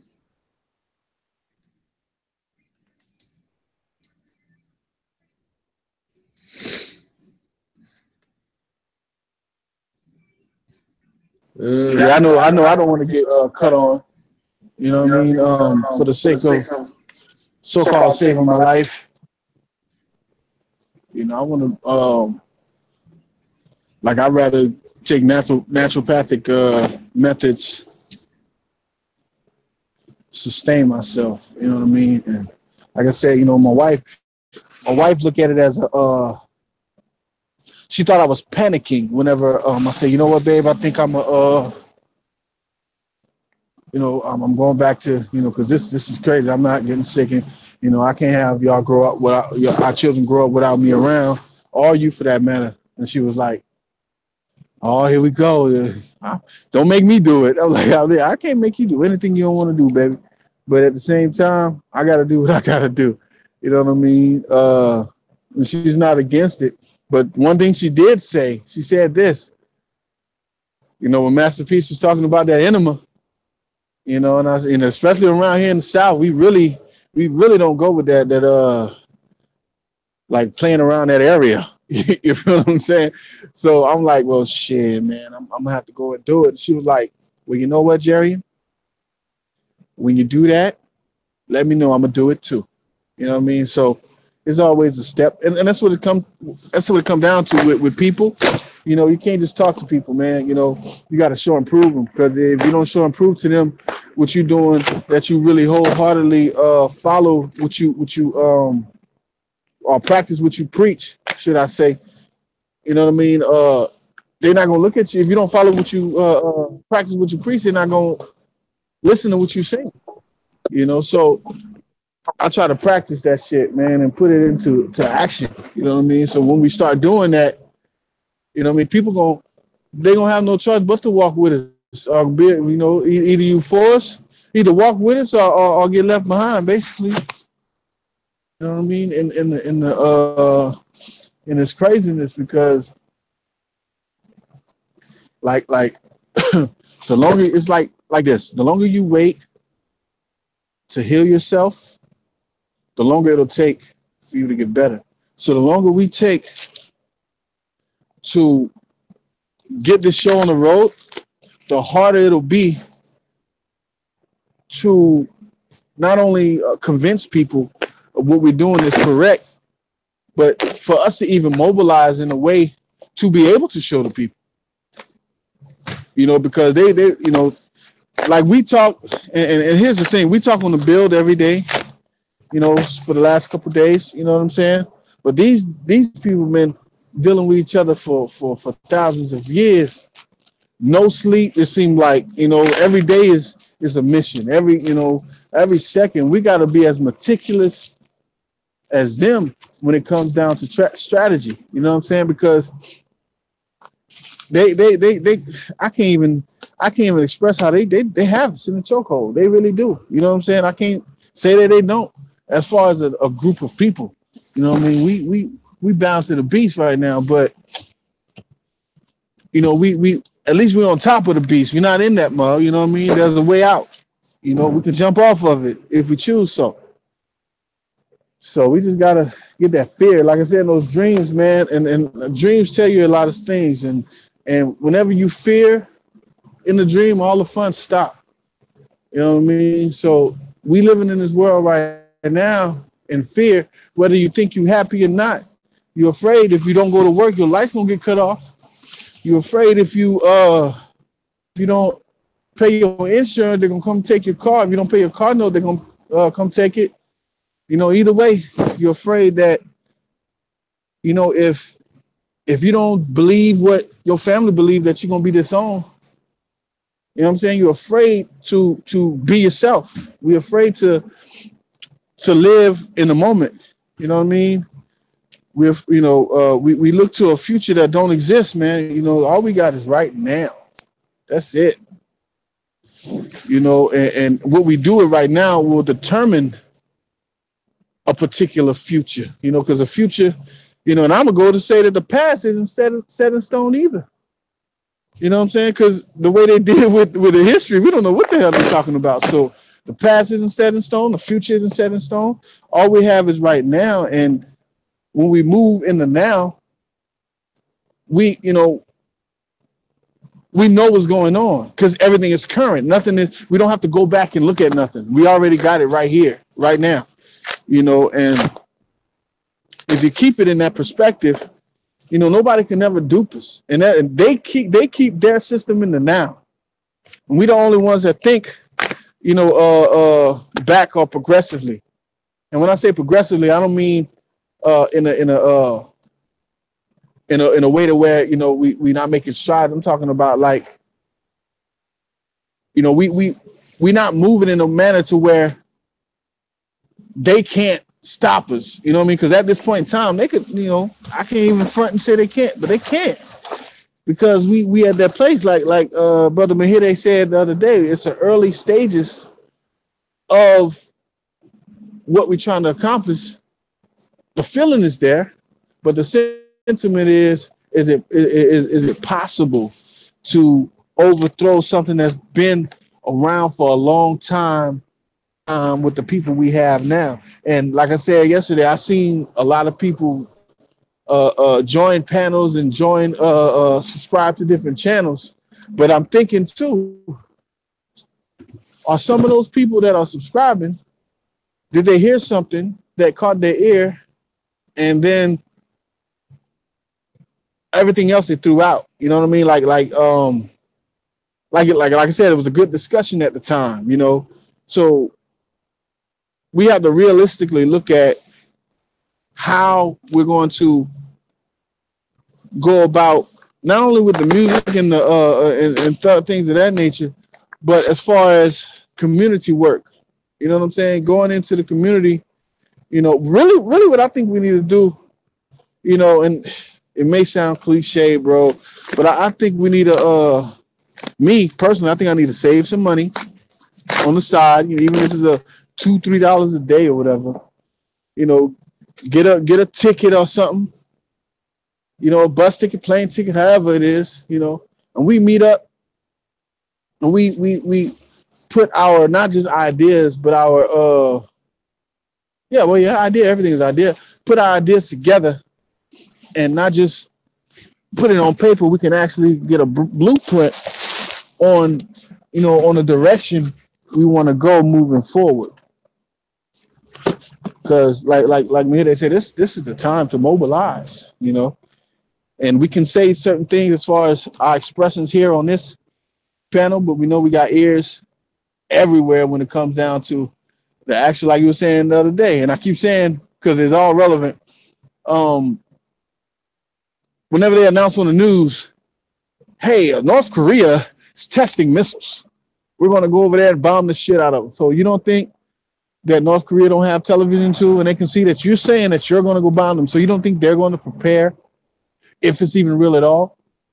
And I say that to say, if we think that we can say that we're going to do something and do that and do this on this platform that's ran by the same people, you know what I mean? Then we're crazy. So we gotta take this stuff. We can deliberate about it like we're doing. Those doors really mobilize and really get things done to where they ain't gonna know what hit them, you know, and they ain't gonna understand how it, you know, they gonna know as far as the source, but single person they can't point it out like Dr. Martin Luther King or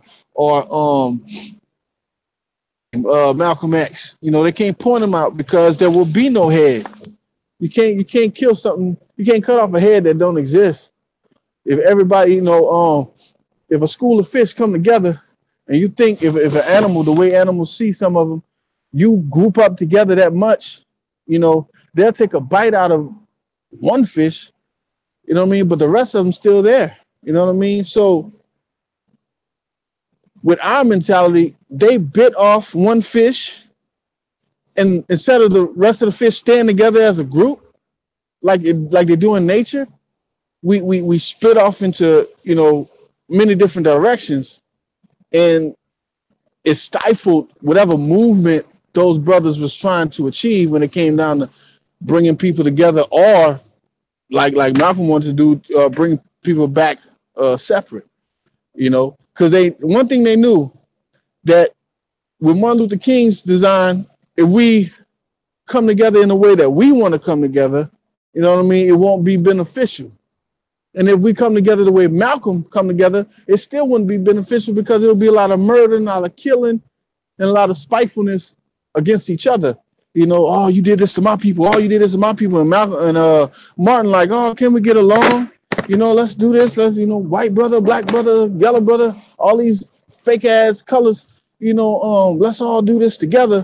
And then they'll realize that, wait a minute, we doing this together. We don't need no government to tell us what to do. So I think that's why those brothers were ostracized, because even though they were probably part of the problem, you know, they probably saw that their plan was flawed, that even though it gave a false sense of unity, people might just unify, you know what I mean? So we got to nip that shit in the bud, you know, and I think they, at every turn, you know, you got your people that the gatekeepers, like your Louis Farrakhan's, you know, to rattle the feathers, but yet he's still over here. That BS, you know, America, like he's still at the dinner table with these people while he's talking about these people, as far as these devils and all these other people that against the black, quote unquote, black race, and you know, but what they don't understand is everybody's against humanity. They all are in it together, you know, and once we realize that, we all need to be in it together. You know, this world will be a beautiful place, man. I watched a show called Supernatural, and that show also shows a lot of things too. You know, but they had the latest episode, what is the actual quote unquote son of Lucifer, or the Antichrist, was the savior of the motherfucking world. Who'd have thunk? You know what I mean? So we have a job and a duty. You know, if a person in the military listen to this, if you feel like you got a job and a duty to your people, man, fuck that flag. Fuck all flags. You know, I don't have no flag. You are my flag. You know what I mean? I represent my people, and that's everybody on this planet. You know, so when you got a boogeyman over here that you gonna murder and kill, you got to remember you a boogeyman to somebody else. You know, when you go to other people's country and kill people, you a boogeyman too. You know, I have, you know, and I'm gonna tell you, I have respect for the people, but I don't have respect for the service that they think they're doing, because all they're doing is serving the beast.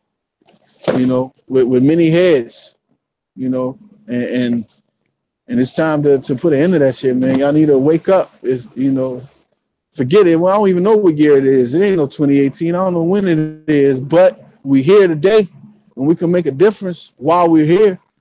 You know, all this talk about, oh, it'll take years. It may, if we keep that mentality. Right now, shit, because this is where I'm at. I'm right here. You know, I don't know where everybody, most people are next week. You know what I mean? And look at that word, week. We weak. Yeah, the weekend. I'm weekend. I'm the, yes. You know, you man, you spot on with everything you saying, brother, man. I can resonate with everything, man. It's some real shit, man. Like, dropping jewels, man, like, left and right. I'm so happy to have you on this panel, man, because right there, with your spirit, everything you just said, man, like, just sums up what the everyday average person should be thinking about, how the everyday average person should be thinking, being on some right now, you know, wanting things to change now. But you know why I sound like that, bro? Because I'm not trying to plan or prepare. I'm talking right now. Like, I'm talking like, bro, like, I'm calling all cars. Calling all cars, you feel me? Yeah. Yep. It's a state of urgency. And that's the state of urgency we all need to be in. That's that spirit we all need to get in tune with, because like you say, most people are they put it off to next week.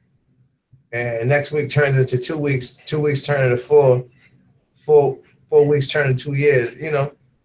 So you're right. We need to do something about it right now.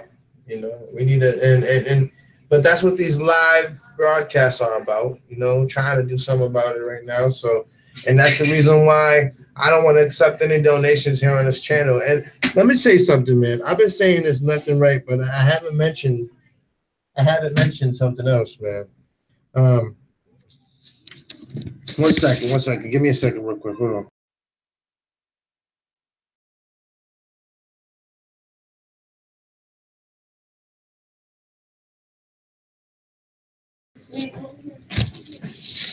Okay, hold on. So one thing I haven't mentioned on this chat, reason why I don't want to accept donation, y'all already know I said it earlier, but another thing I didn't say was I don't have anything against people who accept donations.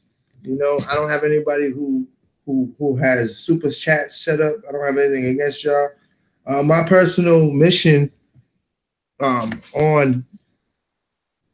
on this for YouTube isn't for that. So, but I also know that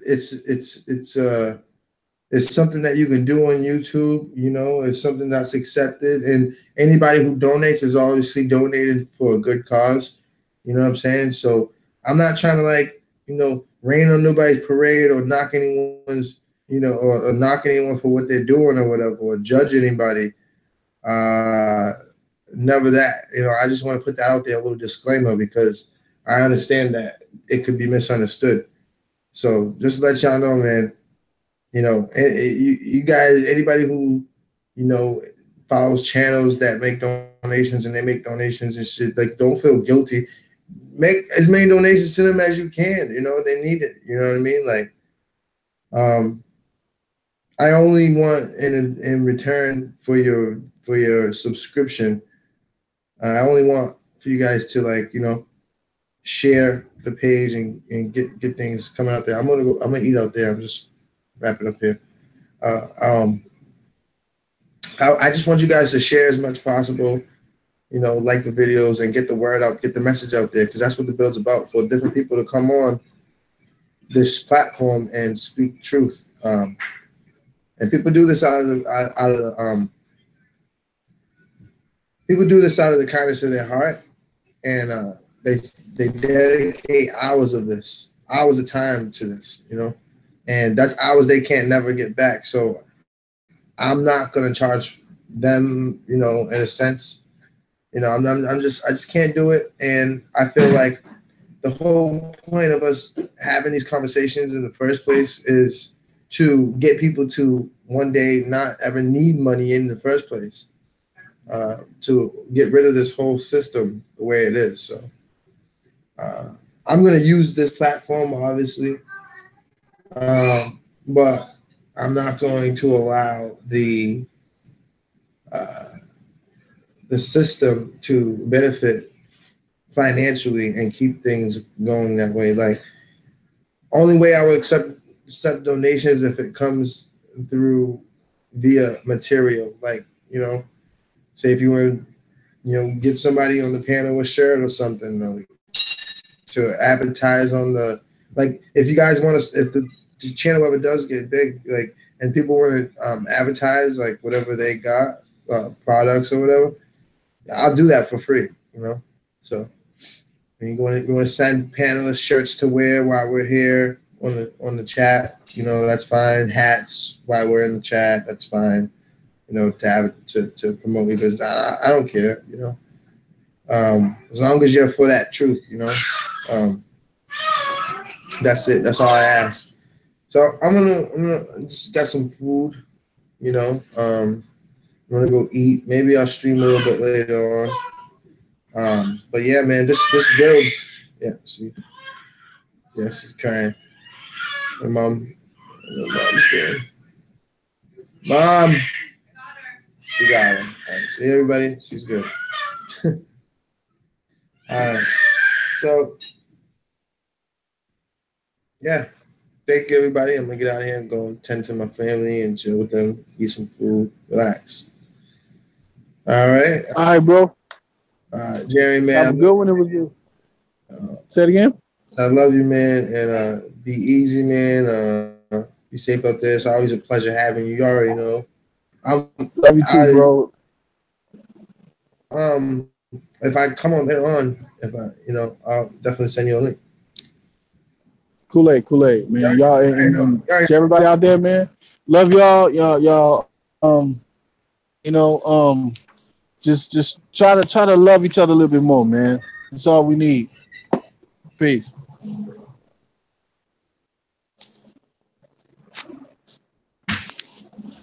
And looking out, Jerry. Yeah, it's been another episode of the Build. This is episode 12. This was a really good episode, man. Shout out to everybody that was on the panel today. Man, y'all are some awesome people. You know, always coming up on the panel, man, doing your thing. And I appreciate it. I just want to exit out of here the right way. You know, be up on that flat music. Be on that flat music. Just give me a second here.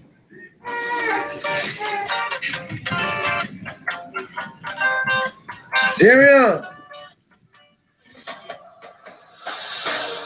We so quick to take what's handed. Why don't you wanna believe the very thing you take for granted is causing you not to achieve? For demanding more, I just try to understand it. Why don't you? What's the point of so many dreams when everybody saying wake up? This life is hard and no in between. Take it as it is. Life's a test with no makeups. Don't question shit. Break up when the time gets hard. What about the kids with their faces up? Asking God what did they do wrong? Forget about patience. Take us too long. Gotta go. No time to wait to move on to what we think is better. Who take a guess. We all a little selfish. Something that we all could use help with. God's on deck. Don't want to deal. Listen, baby, you forgot your flag. You was born to fly. The life you knew was told is not real. We so quick to take what's handed. Why don't you wanna believe the very thing you granted is causing you not to achieve the purpose you were born for demanding more? I just try to understand it. Why don't you? Got a feeling all in my heart, and it's moving up to my soul. It's moving mountains was a thing of the past, and why they trying to conceal it? Reasons only to perpetuate a false light. It's the institute, more death than hate. But in its all, it resonates. The power needed to devastate. That plan to keep us in a state of mass delusion. Mixed feelings and all confusion, it penetrates the spirit of our inner youth, telling you to grow up. We need to slow up and take a look around, see what's going on, and even know the wrong and truth, it won't be long. No, we so quick to take what's handed. Why don't you wanna believe the very thing you take for granted is causing you not to achieve the purpose you were